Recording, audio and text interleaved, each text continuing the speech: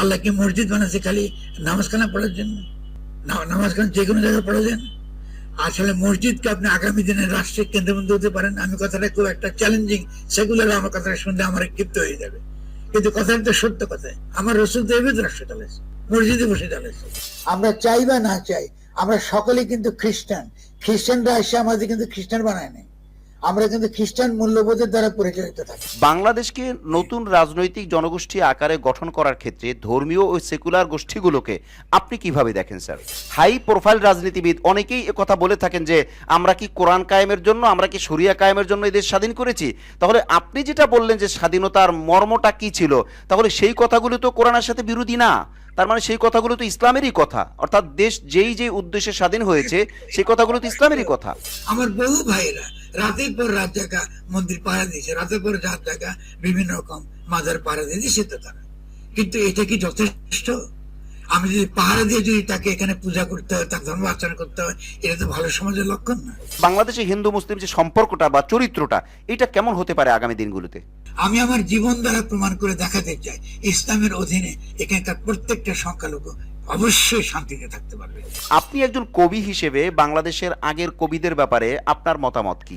আসসালামু আলাইকুম ওয়া রাহমাতুল্লাহ। নাহমাদুহু ওয়া নুসাল্লি আলা রাসূলিহিল কারীম, আম্মা বাদ। সুপ্রিয় দর্শক শ্রোতা, দেশ ও প্রবাসে, কাছে ও দূরে যে যেখান থেকেই আমাদেরকে শুনছেন ও দেখছেন, সকলকে আন্তরিক মোবারকবাদ জানাচ্ছি। আমি ইউসুফ মাহমুদী এবং আপনাদের প্রত্যেককেই আমন্ত্রণ জানাচ্ছি আমাদের আজকের এই বিশেষ লাইভ অনুষ্ঠানে। বন্ধুরা, আজ আমরা আলোচনা শুনব রাজনৈতিক জাতিগোষ্ঠী বনাম জাতিবাদ। এ ব্যাপারে তাত্ত্বিক আলোচনার জন্য আমাদের আখলাক টিভির স্টুডিওতে ভার্চুয়ালি যুক্ত হয়েছেন জনাব ডক্টর ফরহাদ মাজহার, যিনি একই সাথে কবি ও ভাবুক, যার পরিচয় নতুন করে দেবার কোনো প্রয়োজন পড়ে বলে আমরা অন্তত মনে করি না। চলুন আমরা হজরতের সাথে একটু সালাম বিনিময় করে আসি। আসসালামু আলাইকুম মহতারাম, আপনি কেমন আছেন?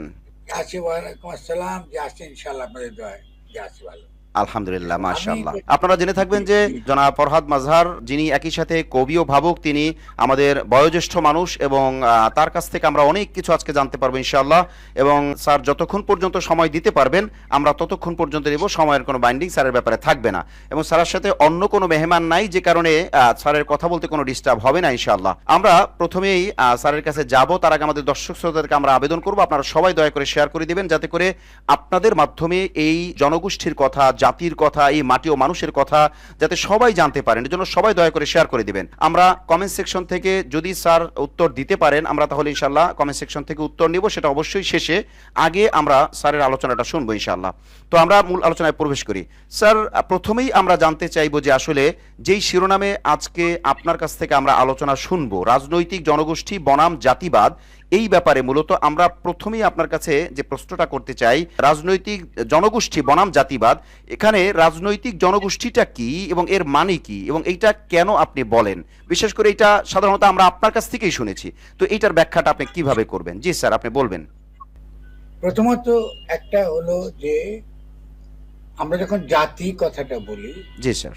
তখন জাতি যে ধারণাটা, জি সেই যুগটা আপনার পেরিয়ে এসছে। জাতি মানে একটা পরিচয়ের জায়গা, যেমন বাঙালি জাতিবাদ। জি জি এখন বাঙালি যখন আমরা জাতিবাদের কথা বলি, তার সঙ্গে অন্যান্য জাতিবাদের অন্য ভিন্ন জাতি থাকতে পারে জি একটা রাষ্ট্রে। জি তখন এটা জাতির সঙ্গে জাতির একটা সংঘর্ষ তৈরি হয়, একটা বিভেদ তৈরি হয়। জি পলিটিক্যাল কমিউনিটি হলো যে বিভিন্ন জনগোষ্ঠীর বিভিন্নতা, বৈচিত্র্য, নানান রকম মানুষ একটা রাষ্ট্রে বাস করতে পারে। জি তারা পরস্পরের সঙ্গে বিভিন্ন বিষয় নিয়ে বিবেচনা আলোচনার মধ্য দিয়ে তারা একটা রাষ্ট্রে একসঙ্গে বাস করতে চায়। জি এটা বোঝানোর জন্য রাজনৈতিক জনগোষ্ঠী কথাটা বলা হয়েছে, শুধু জনগোষ্ঠী বলা হয়নি। জি এটা একটা রাজনৈতিক সিদ্ধান্ত। যেমন আমি আপনার সঙ্গে একই বাড়িতে বাস করতে চাই, জি এটা যেমন একটা সিদ্ধান্ত লাগবে, আমরা দুজনে মিশ থাকতে হবে, আমাদের পার্থক্যগুলো যেমন থাকবে, আবার কোথাও কোথাও আমরা মিলে থাকবো, একসঙ্গে বাসা বাড়াবার কত নিয়ম থাকবে। কেমন আপনি কখন রাত্রে 11টার পরে ঢুকতে পারবেন না, ভোরবেলা কি যাবার আগে কি করবেন না করবেন, এই সমস্ত কিছু আমরা একটা বিধান যেমন ঘরের মধ্যে তৈরি করি, তেমনি একটা রাষ্ট্রের মধ্যে একটা জনগোষ্ঠীকে বিভিন্ন রকম বিধান এবং একই সঙ্গে সেই বিধানগুলো তাদের বিভিন্ন সংস্কৃতি, তাদের মূল্যবোধ, এই সমস্ত কিছু মিলিয়ে তারা যে পারস্পরিক সম্পর্ক রচনার জন্য এবং পারস্পরিক রচনার ভিত্তিতে তারা যে রাষ্ট্র গড়ে উঠে, এটাকে বোঝাতে আমরা রাজনৈতিক জনগোষ্ঠী ব্যাপারটা ব্যবহার করি। আরেকটা বড় কারণটা হলো এই যে ইসলামের দিক থেকে জাতিবাদ ইসলাম বরদাস্ত করে না। ইসলাম কোনো জাতিবাদী ধর্ম না। ফলে সে কারণেও আমরা পাশ্চাত্য যখন জাতিবাদের কথা বলে, জাতি গোষ্ঠী বলে, ঠিক আছে না, জাতিবাদ বলে, এটাকে পরিহার করার জন্য আমরা যেন আরো বৃহত্তর, অন্তত একটা ইসলামিক পরিপ্রেক্ষিত আমরা নতুন ধরনের রাজনৈতিক বর্গ তৈরি করতে পারি এবং আলাপ আলোচনার ক্ষেত্রকে আরো উন্মুক্ত, আরো প্রসারিত করতে পারি, তার জন্য আমরা রাজনৈতিক জনগোষ্ঠী কথাটা ব্যবহার করি। আশা করি আপনার দর্শকরা যারা শুনছেন তারা আশা করি কিছুটা এটা বুঝবেন, আরো ধীরে ধীরে আলোচনা আরো তাদের কাছে পরিষ্কার হবে। এখানে আমি একটু সম্পূরক প্রশ্ন করি স্যার, আপনি যেভাবে ব্যাখ্যা করলেন, এটা আপনি বয়োজ্যেষ্ঠ মানুষ, আপনি এই দেশকে অনেক ভালো জানেন। বাকি আমরা আমাদের বয়স থেকে যেভাবে দেখে এসেছি যে হিন্দু মুসলিম আমাদের বয়সেও মোটামুটি 30 বছর আগে বা 40 বছর আগে আমরা যেটা দেখি একই সাথে বসবাস করা, একই সাথে খাওয়া দাওয়া, অনেক সময় বিবাহ অনুষ্ঠানে বা বিভিন্ন অনুষ্ঠানে যাওয়া এবং হিন্দুদের জন্য আলাদা বা মুসলমানের জন্য আলাদা আয়োজন করা। তাহলে ওই যে আমাদের একটা মানে আগের যে একটা ওল্ড জেনারেশন ছিল, সবাই মিলেমিশে থাকতো, আপনি কি ওইটার ব্যাখ্যাটাই করলেন? আমরা ওটাই ব্যাখ্যা করেছি, ওটা ছিল এক ধরনের সমাজ। জি জি, আমরা সমাজে পাশাপাশি বাস করেছি, ঠিক আছে, এমনকি বিচার সালিশও অনেক সময় আমরা একভাবে করেছি। জি, তেমনি আমরা যখন কোনো বিচার করেছি তখন সেই বিচারের ক্ষেত্রে আমরা যেটা করেছি যে আমরা যদি কোনো কোনো যে বিশেষ সম্প্রদায়ের মধ্যে যারা আছেন সে সম্প্রদায়ের জায়গায় দাঁড়িয়ে তার ধর্মের নিয়মে হয়তো বিচার হয়েছে। আমাদের আকিদা, আমাদের ইমান, আমাদের ধর্ম মূল্যবোধ হিন্দুর আলাদা, মুসলমানের আলাদা, এই বিভিন্নতা সত্ত্বেও আমরা একই সমাজে বাস করছি। এখন আপনি ভেবে দেখেন, আপনি এবার রাষ্ট্রটাকে একটা বৃহত্তর সমাজ গণ্য করেন, সেখানে তো সকলকে নিয়ে আপনাকে বাস করতে হবে। তো সে বাসের মধ্যে তো এখানে জাতির কথা যখনই আনবেন তখন হিন্দু জাতি মুসলমান জাতির বিরোধিতা করবে, আবার মুসলমান জাতিবাদী মুসলমান আবার হিন্দু জাতিবাদের বিরোধিতা করবে। ফলে সমাজে একটা সংঘাত তৈরি হবে। এই সংঘাতটা তৈরি হয় পুরনো পাশ্চাত্যের কাছ থেকে আমরা যেটা শিখেছি, একটা জাতিবাদী চিন্তা চেতনার কারণে, একটা পরিচয়বাদী, যে আমরা মুসলমান তুমি হিন্দু, ঠিক আছে, আবার হিন্দু মনে করে সে হিন্দু ও মুসলমান, ফলে আমরা কখনোই একসঙ্গে বাস করতে পারবো না, আমাদের একটা মৌলিক ফারাক আছে। এটার দ্বারা কোনো রাষ্ট্র গঠন করা যায় না। প্রত্যেকটা সমাজে বিভিন্ন রকম জনগোষ্ঠী, বিভিন্ন মতের মানুষ, বিভিন্ন ধর্মের মানুষ এটা থাকে।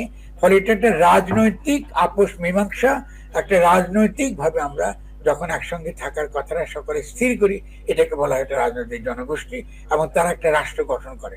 ফলে জাতিবাদ ব্যাপারটা পরিহার করার জন্য, কারণ জাতিবাদ বা পরিচয়বাদ সবসময় আমাদের একটা ফ্যাসিস্ট রাষ্ট্রের দিকে পরিচালিত করে।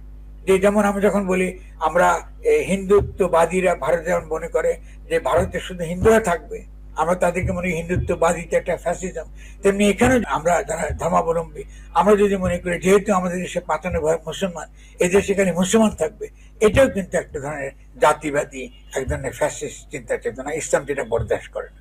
ফলে আমরা মনে করি যে আমাদেরকে এই যে উন্নত, এই যে অনেক যে ইসলামের যে মহিমান্বিত দিকটা আছে, এটাকে আধুনিক রাজনীতির সঙ্গে সম্পৃক্ত করার জন্য আরো উদাত্ত একটা রাষ্ট্র, আরো বৃহত্তর পরিসরে একটা সমাজ গঠন করবার জন্য যে ইসলাম নেতৃত্ব দিতে পারে, তার জন্য কিন্তু আমরা এই রাজনৈতিক জনগোষ্ঠীর কথাটা আমাদের জন্য খুবই গুরুত্বপূর্ণ, যাতে আমরা জাতিবাদ, পরিচয়বাদ, ফ্যাসিজম আর ঠিক আছে অপরের সঙ্গে সারাক্ষণ বিভাজনের রাজনীতি করা, কেমন এখান থেকে যেন আরো মুক্তি পেয়ে আমরা একটা শক্তিশালী রাষ্ট্র গঠন করতে পারি সকলে মিলে। তার জন্য আমরা রাজনৈতিক জনগোষ্ঠী কথাটা আমি ব্যবহার করি। চমৎকার চমৎকার স্যার, আল্লাহ পাক আপনাকে কবুল করুন। আমি অভিভূত আপনার কাছ থেকে এই ব্যাখ্যাটা শুনে, কারণ আমার মনে পড়ে গেল যে আসলে আমরা মানে আমাদের এই সমাজ হিন্দু মুসলিম বা বিভিন্ন জাতি, ছোট ছোট অন্য যে জাতিগোষ্ঠী আছে যাদেরকে আমরা বসবাস করি, আমি অন্তত আপনার কথায় এভাবে বুঝেছি যে একটা গ্রামের মধ্যে বিভিন্ন জাতিগোষ্ঠী যেভাবে থাকে, ওই গ্রামটার মতো করে আপনি পুরো দেশকে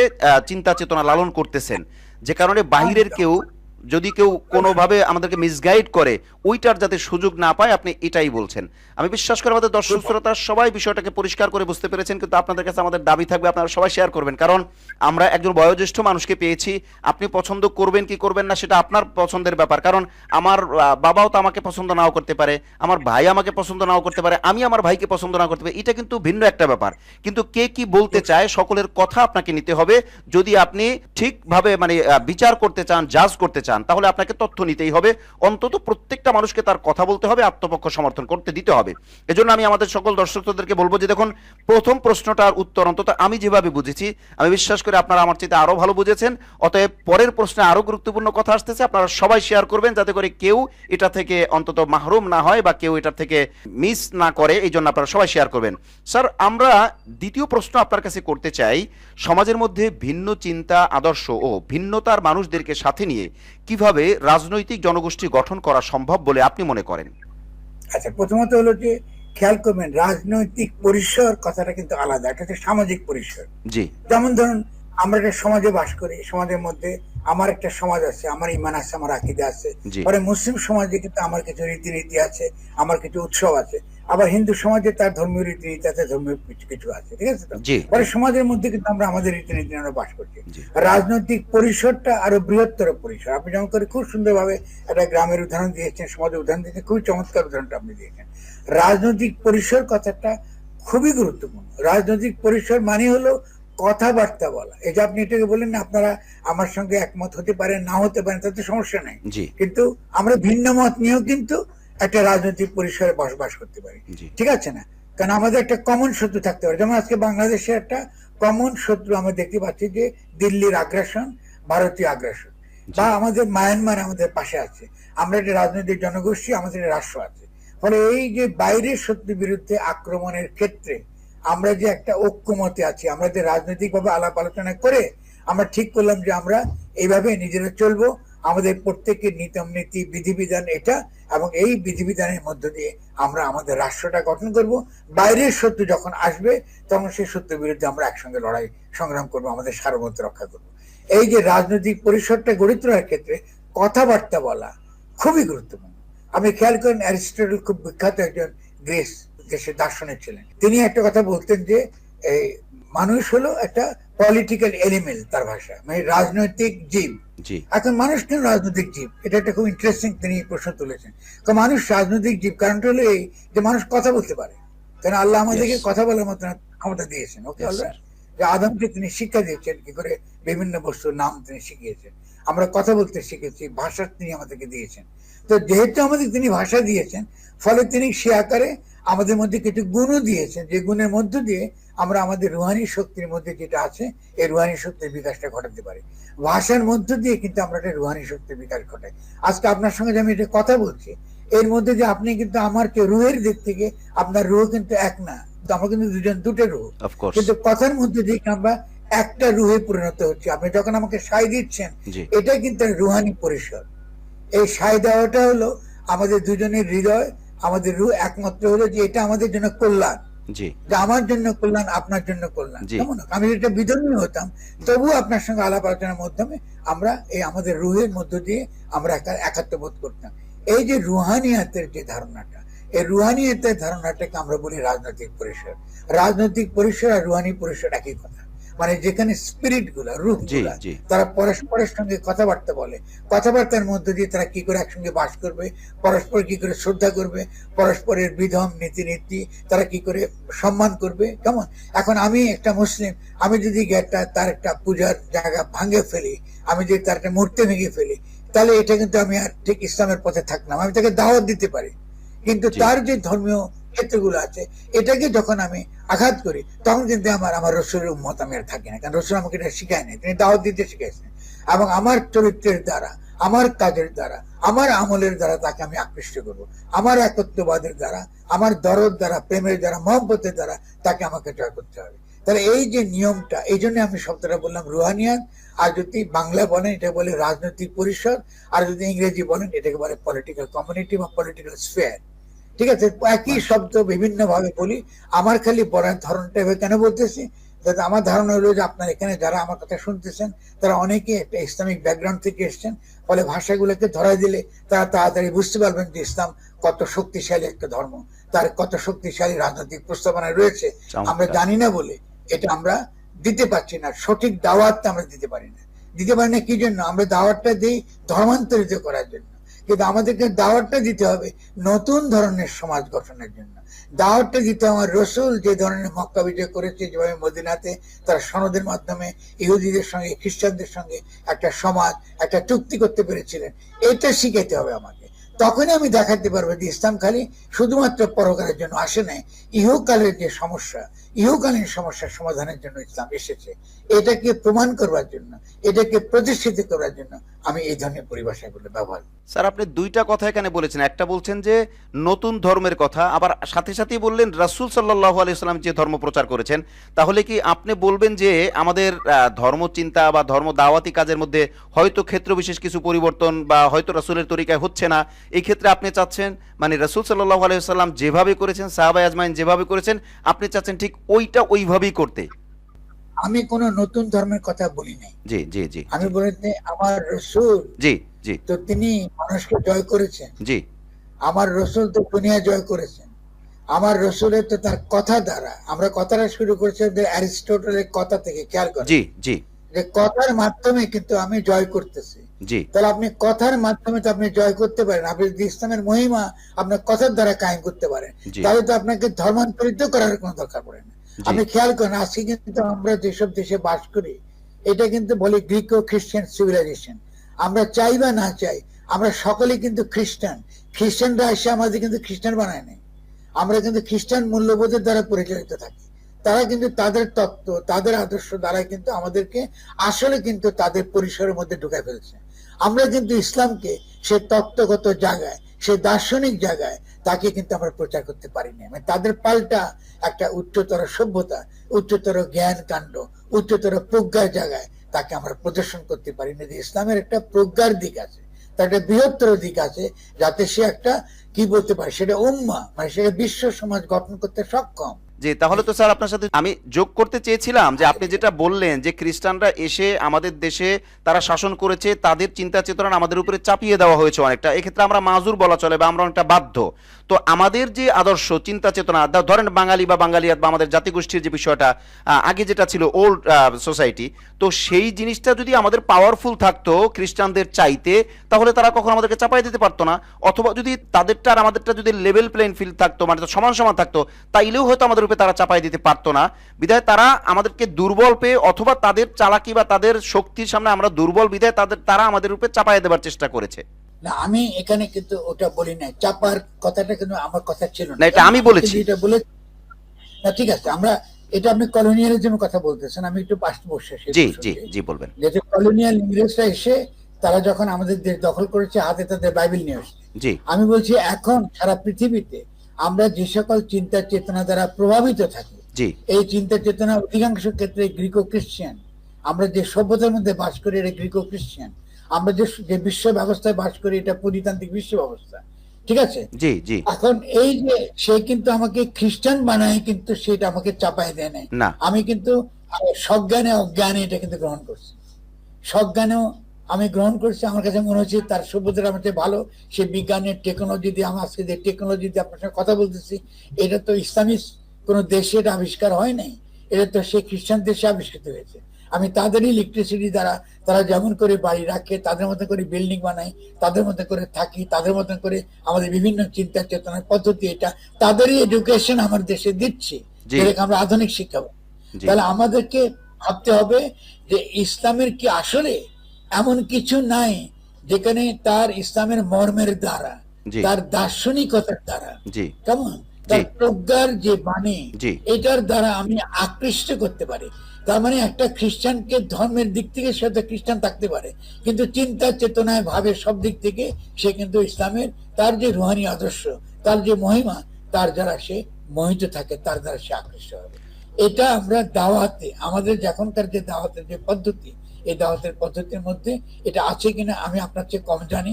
যদি থাকে তো আলহামদুলিল্লাহ, কিন্তু আমি মনে করি সেক্ষেত্রে আমরা অনেক ক্ষেত্রে পিছিয়ে পড়েছি। ইসলাম যে তার যে মহিমার দিকটা, আমি একটা ছোট উদাহরণ দিলে আপনার দর্শকটা ভালো বুঝতে পারবে। ইসলামে আল্লাহ বলতেছেন আমি দুনিয়া মানুষকে পাঠাচ্ছি খলিফা, তার প্রতিনিধি হিসাবে। এখন তিনি প্রতিনিধি বলতে কি বুঝাইছেন, এটা নিয়ে আমরা আলোচনা তর্ক করতে পারি, অসুবিধা নেই। কিন্তু এই যে কথাটা, তিনি কিন্তু মানুষকে আদি পাপী বলেন নাই, যেটা খ্রিস্টানিটি বলে যে মানুষ আদি পাপী, কিংবা আপনি এই হিন্দু ধর্মের মতো তারা বলে নাই যে আপনি পাপী, আপনি যে অতীতে খারাপ কাজ করছেন বলে এবার আপনি মনুষ্য জন্ম পাইছেন। তাহলে ইসলামে পাপের ধারণা মানে মানুষ মাত্রই পাপী, জি অতএব তুমি যদি মুক্তি পেতে চাও তুমি আমার ধর্ম গ্রহণ করো। জি ইসলাম কিন্তু এই কথা বলে না। জি ইসলাম বলতে তুমি কিন্তু আল্লাহর খলিফা, তুমি আল্লাহর গুণ সম্পন্ন, তোমার তো কারো কাছে মাথা নত করার দরকার নেই। জি তুমি তুমি তো এমনকি তোমার মুক্তির দাবিও দরকার, কারণ তোমাকে আমি মুক্ত করে দুনিয়াতে পাঠিয়ে দিচ্ছি। জি কারণ ইসলামের জন্য মুক্তির ধারণা নাই, লিবারেশনের কোনো কনসেপ্ট নাই। আপনার কাজটা হচ্ছে যে জালিমের বিপরীতে আপনি মুসলিমের পক্ষে দাঁড়িয়ে সবসময় স্বাধীন থাকবেন। আপনি একমাত্র যার কাছে আপনি মাথা নত করবেন তিনি হলেন আল্লাহ, রাষ্ট্রের কাছে নাই, আপনি আল্লাহর কাছে মাথা নত করবেন। এই যে একটা অদ্ভুত যে অত্যন্ত উন্নত স্বাধীনতার ধারণা ইসলাম দিয়েছে, আমরা কি এটা প্রচার করছি? আমরা এটা প্রচার করতে পারিনি। আজকে ইসলাম বলতে লোকে বুঝে এরা সব জঙ্গি, ইসলাম বলতে সরকার বলতে এরা খালি পরকালের কথা বলে, এরা ইহলোকে কোনো সমস্যার সমাধান করতে পারবে না, এদের দ্বারা বিজ্ঞান হবে না, এদের দ্বারা টেকনোলজি হবে না, এদের দ্বারা দর্শন হবে না। এটা কি ইসলাম? এটা তো ইসলাম হতে পারে না। ইসলামে কি আসলে নাই কিছু? অবশ্যই ইসলামের অনেক কিছু আছে। তাহলে আজকে একটা যে কোনো মুসলিমের, একটা মুসলিম ছাত্রের গর্বিত হওয়া উচিত যে সে রসুলের উম্মত এবং তিনি তাকে শিখিয়েছেন প্রজ্ঞার জগৎ কেমন, তিনি তাকে শিখিয়েছেন কি করে রুহানি কায়দা, কি করে আমাদের চিন্তা চেতনার বিকাশের দ্বারা আমার সমগ্র মানব জাতিকে আমরা জয় করতে পারি। এইটাই খেলে আমি বলতে পারি। দেখেন আমার রাজনৈতিক ধারণাটা একইভাবে ওই মক্কা বিজয় কেমনি করব সেই ধারণা দ্বারাই কিন্তু এটা প্রভাবিত। কারণ এখন কিন্তু মক্কা মানে সৌদি আরব, মক্কা বলতে কিন্তু এখন কি বোঝায়? ব্রাসেলস বোঝায়, মক্কা বলতে এখন ইংল্যান্ড বোঝায়। আপনি এই বিজয়টা করতে হবে, এই বিজয়টা কেমনি করবেন? আপনি যে প্রজ্ঞা তাদের চেয়ে উচ্চতর না হন, আপনি যদি জ্ঞান বিজ্ঞানে তাদের চেয়ে উচ্চতর জায়গায় যেতে না পারেন, আপনি খালি যদি বলেন যে তুমি ইসলাম ধর্ম গ্রহণ করো, কর্ম পড়ো, মুসলমান হয়ে যাও, এইটা দ্বারা তো আপনি পারবেন না। খ্রিস্টানরা তা করছে না। খ্রিস্টান সে বলছে তার প্রজ্ঞার দ্বারা সেই প্রমাণ করতেছে যে কেমন ইসলামের চেয়ে আমি উন্নত, চিন্তা চেতনা দর্শনে জ্ঞানে বিজ্ঞানে উন্নত, তুমি আমার চেয়ে হীন, কারণ তুমি তো এটা পারো নাই। তুমি এককালে হয়তো ছিলা, কিন্তু এখন তুমি জঙ্গি, এখন তোমাকে মারা আমার জন্য না জায়েজ। আমি তোমাদের ফিলিস্তিনকে মিশাই দিব মাটিতে, তোমার কোনো চিহ্ন খুঁজে পাবেন না। কয়দিন পর তোমার কাশ্মীরকে আমি তার অধিকার থেকে হরণ করে দিব। আর এখন তো দিল্লি আস্ফালন করতেছে যে বাংলাদেশকে দখল করে নেবে। আপনি কি মনে করেন যে আমরা এই মোকাবেলা করতে পারবো যদি আমরা ইসলামকে ঠিক মতো না বুঝি? অবশ্যই আমাদেরকে পলিটিক্যালি বুঝতে হবে। এটাকে শুধু ইমানের জায়গা থেকে, আকিদের জায়গা থেকে বুঝতে হবে না। ইমান আকিদে তো আমি বুঝি, আপনার চেয়ে তো আপনি আমার চেয়ে এমনই বেশি প্রাজ্ঞ মানুষ। আমি যে কোনো আলেমের কাছে যে ইমান আকিদা বুঝো ভালো, কিন্তু ইসলামকে দার্শনিক ভাবে বুঝো কি করে? একটা প্রজ্ঞার যে দলিল আকারে কি করে বুঝো? স্যার আপনি এখানের মধ্যে আছে। সরি স্যার, আমি একটু যোগ করি। আপনি স্যার যেভাবে ব্যাখ্যা করলেন, আমি ধ্যান দিয়ে আপনার কথাগুলো শুনতেছিলাম, তাতে আমি যেটা বুঝলাম যে ইহুদি খ্রিস্টান বলেন বা শুধু খ্রিস্টান বলেন, অর্থাৎ পাশ্চাত্য যারা আছেন, যারা দুনিয়াতে রাজত্ব করছেন, তাদের যে জ্ঞান বিজ্ঞানের ব্যাপার, তাদের যে সোসাইটি, তাদের যে দুনিয়াব্যাপী রাজত্ব চলছে, আপনার দাবি মোতাবেক বা আপনি যা ব্যাখ্যা করলেন বা আপনি যা চাইছেন, তাতে তো আমার মনে হয় যে ইসলাম যখন দুনিয়াতে আসছে তখন থেকে ইসলাম যদি এইভাবে করে সমস্ত লাইনে ছড়ায় পড়তো, জ্ঞান বিজ্ঞান চিকিৎসা হইতে শুরু করে সমস্ত বিষয়ে, এবং সেই ক্ষেত্রে যদি দুনিয়ার মধ্যে সব দিকে যদি ইসলাম রাজত্ব দিতে পারতো, তাহলে এ ধরনের শক্তি ইহুদি বা খ্রিস্টান এই ধরনের শক্তি, তাহলে তারা আমাদের উপরে রাজত্ব করতে পারতো না। আমার মনে হয় আপনার কথার সামারি এটা। খুব সুন্দর, খুব সুন্দর সামারি করছে। রাজত্ব করতে পারতো না, অন্তত বুদ্ধিবৃত্তিক ভাবে, জ্ঞানগত ভাবে সে রাজত্ব করতে পারে। স্যার এখানে আপনি আরো একটা কথা বলছিলেন যে আমি যে প্রশ্নটা করছিলাম যে সমাজের মধ্যে বিভিন্ন মানে ভিন্ন চিন্তা আদর্শ ও ভিন্নতার মানুষদেরকে সাথে নিয়ে কিভাবে রাজনৈতিক জনগোষ্ঠী গঠন করা যায়, এখানে আপনি যে ব্যাখ্যাটা করলেন আমি যতটুকু শুনেছি বা ধ্যানে আমি যা বুঝেছি, তাতে আপনি যে ব্যাখ্যা করছেন সেটা তো আমরা আওয়ামী লীগের মধ্যেও দেখি, বিএনপির মধ্যেও দেখি, এবং ক্ষেত্রবিশেষ অন্যান্য দলের মধ্যেও দেখি। সেখানে একজন খ্রিস্টান আছে, আপনার হিন্দু আছে, বৌদ্ধ আছে, অন্যান্য ধর্মের মানুষ আছে। তো রাজনৈতিক স্বার্থে তারা কিন্তু কেউ কাউকে আঘাত করে না, রাজনৈতিক স্বার্থে তারা কিন্তু একই অপরের সাথে মিলাই চলছে। তাহলে আপনার কথাটা আমি যেভাবে বুঝছি, তাতে আপনি বুঝাইতে চাইতেছেন যেমন একটা দল শাসন ক্ষমতায় যাবার জন্য বা দেশকে শাসন করার জন্য বা জনকল্যাণে কাজ করার জন্য, জনসেবা করার জন্য তারা যেভাবে বিভিন্ন ধর্মের মানুষ হয়েও বিভিন্ন মতের মানুষ হয়ে মিলে চলে, আমাদের পুরা জাতিকে আপনি ওইভাবে চাচ্ছেন একটা রাজনৈতিক দলের মতো বা একটা প্ল্যাটফর্মের মতো।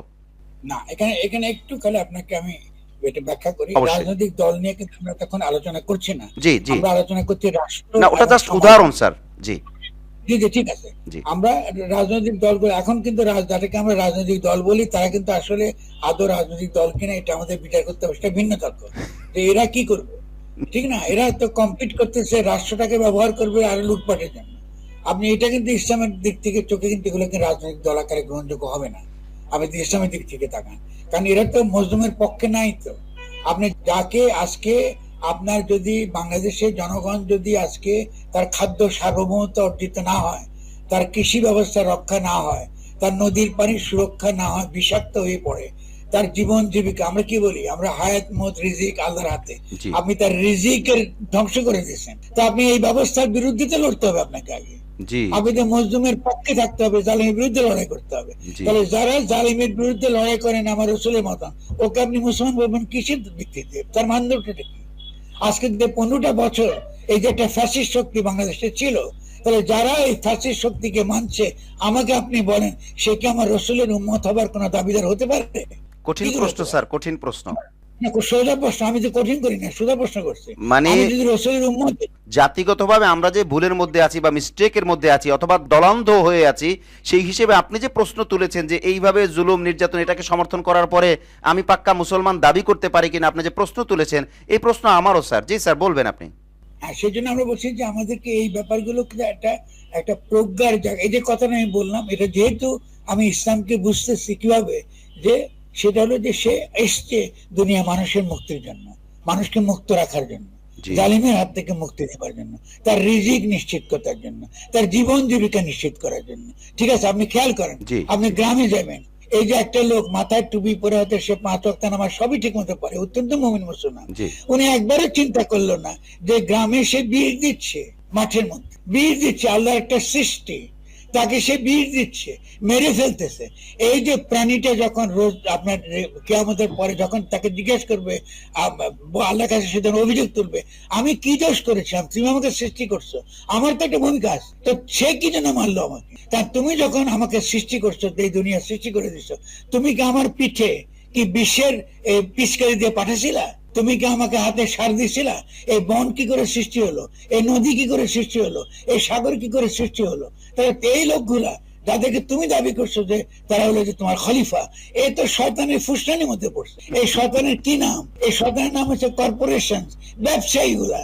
এই ব্যবসায়ীদের তালে তারা এগুলা থাকে, এই ব্যবসায়ীদের দলগুলা নিজেকে রাজনৈতিক দল বলে। তাহলে যদি আপনি সত্যিকার ইসলাম থাকতো, আপনি কি বাংলাদেশের পরিবেশ ধ্বংস হইতো? বাংলাদেশের জীবিকা ধ্বংস হইতো? বাংলাদেশের গ্রামের যে জীবিকা ধ্বংস করা, এই কোটি কোটি মেয়েদেরকে তার পরিবার থেকে বিচ্ছিন্ন করে আপনি শহরে নিয়ে আসছেন, শহরে নিয়ে এসে তার সস্তা শ্রম আপনি কোথায় দিয়েছেন? আপনি দিয়েছেন তাদের এই কারখানাগুলো, পোশাক শ্রমিকদের কারখানায় দিয়েছে, সস্তা শ্রম করা তাদেরকে ছিবড়া এদের টেনার মতন কদিন পর আপনি ফেলা দিয়েছেন। ঠিক আছে, তো তো আপনি কি এটাকে আপনার কাপড়ের কোনো ভূমিকা ছিল না? এই মেয়েটার জীবিকা নষ্ট হলো কেন? এই দেশে তো কৃষকের মেয়ে ছিল, সে কেন ঘর থেকে বাইরে চলে আসে? আবার তাকে আপনি যখন পর্দা শিখান, তাকে আমরা এই তুই পর্দা করবি, সে কিসে পর্দা করবে? ও তো জীবনে তো পেটের তো দায় নাই, তার তো পেটের ব্যাপার তো আপনি দাঁড়ান নাই তার। ও যখন ক্ষুধা ছিল তার পাশে তো আপনি দাঁড়ান নাই, তার জমি যখন নষ্ট হয়েছে তার পাশে তো আপনি দাঁড়ান নাই, আপনি তার নদী যখন নষ্ট হয়েছে তার পাশে তো আপনি দাঁড়ান নাই। তাহলে এটাই তো আমার রসুলের পথ, এটাই তো আমার আমি তার উম্মত হিসেবে এটাই তো আমার অনুসরণযোগ্য পথ। তার রিজিককে রক্ষা করা, তার রিজিকের পক্ষে থাকা, জালিমের বিরুদ্ধে লড়াই করা, মজলুমের পক্ষে থাকা, এটাই তো ইসলাম, এটাই তো ইহলৌকিক তার কর্তব্য।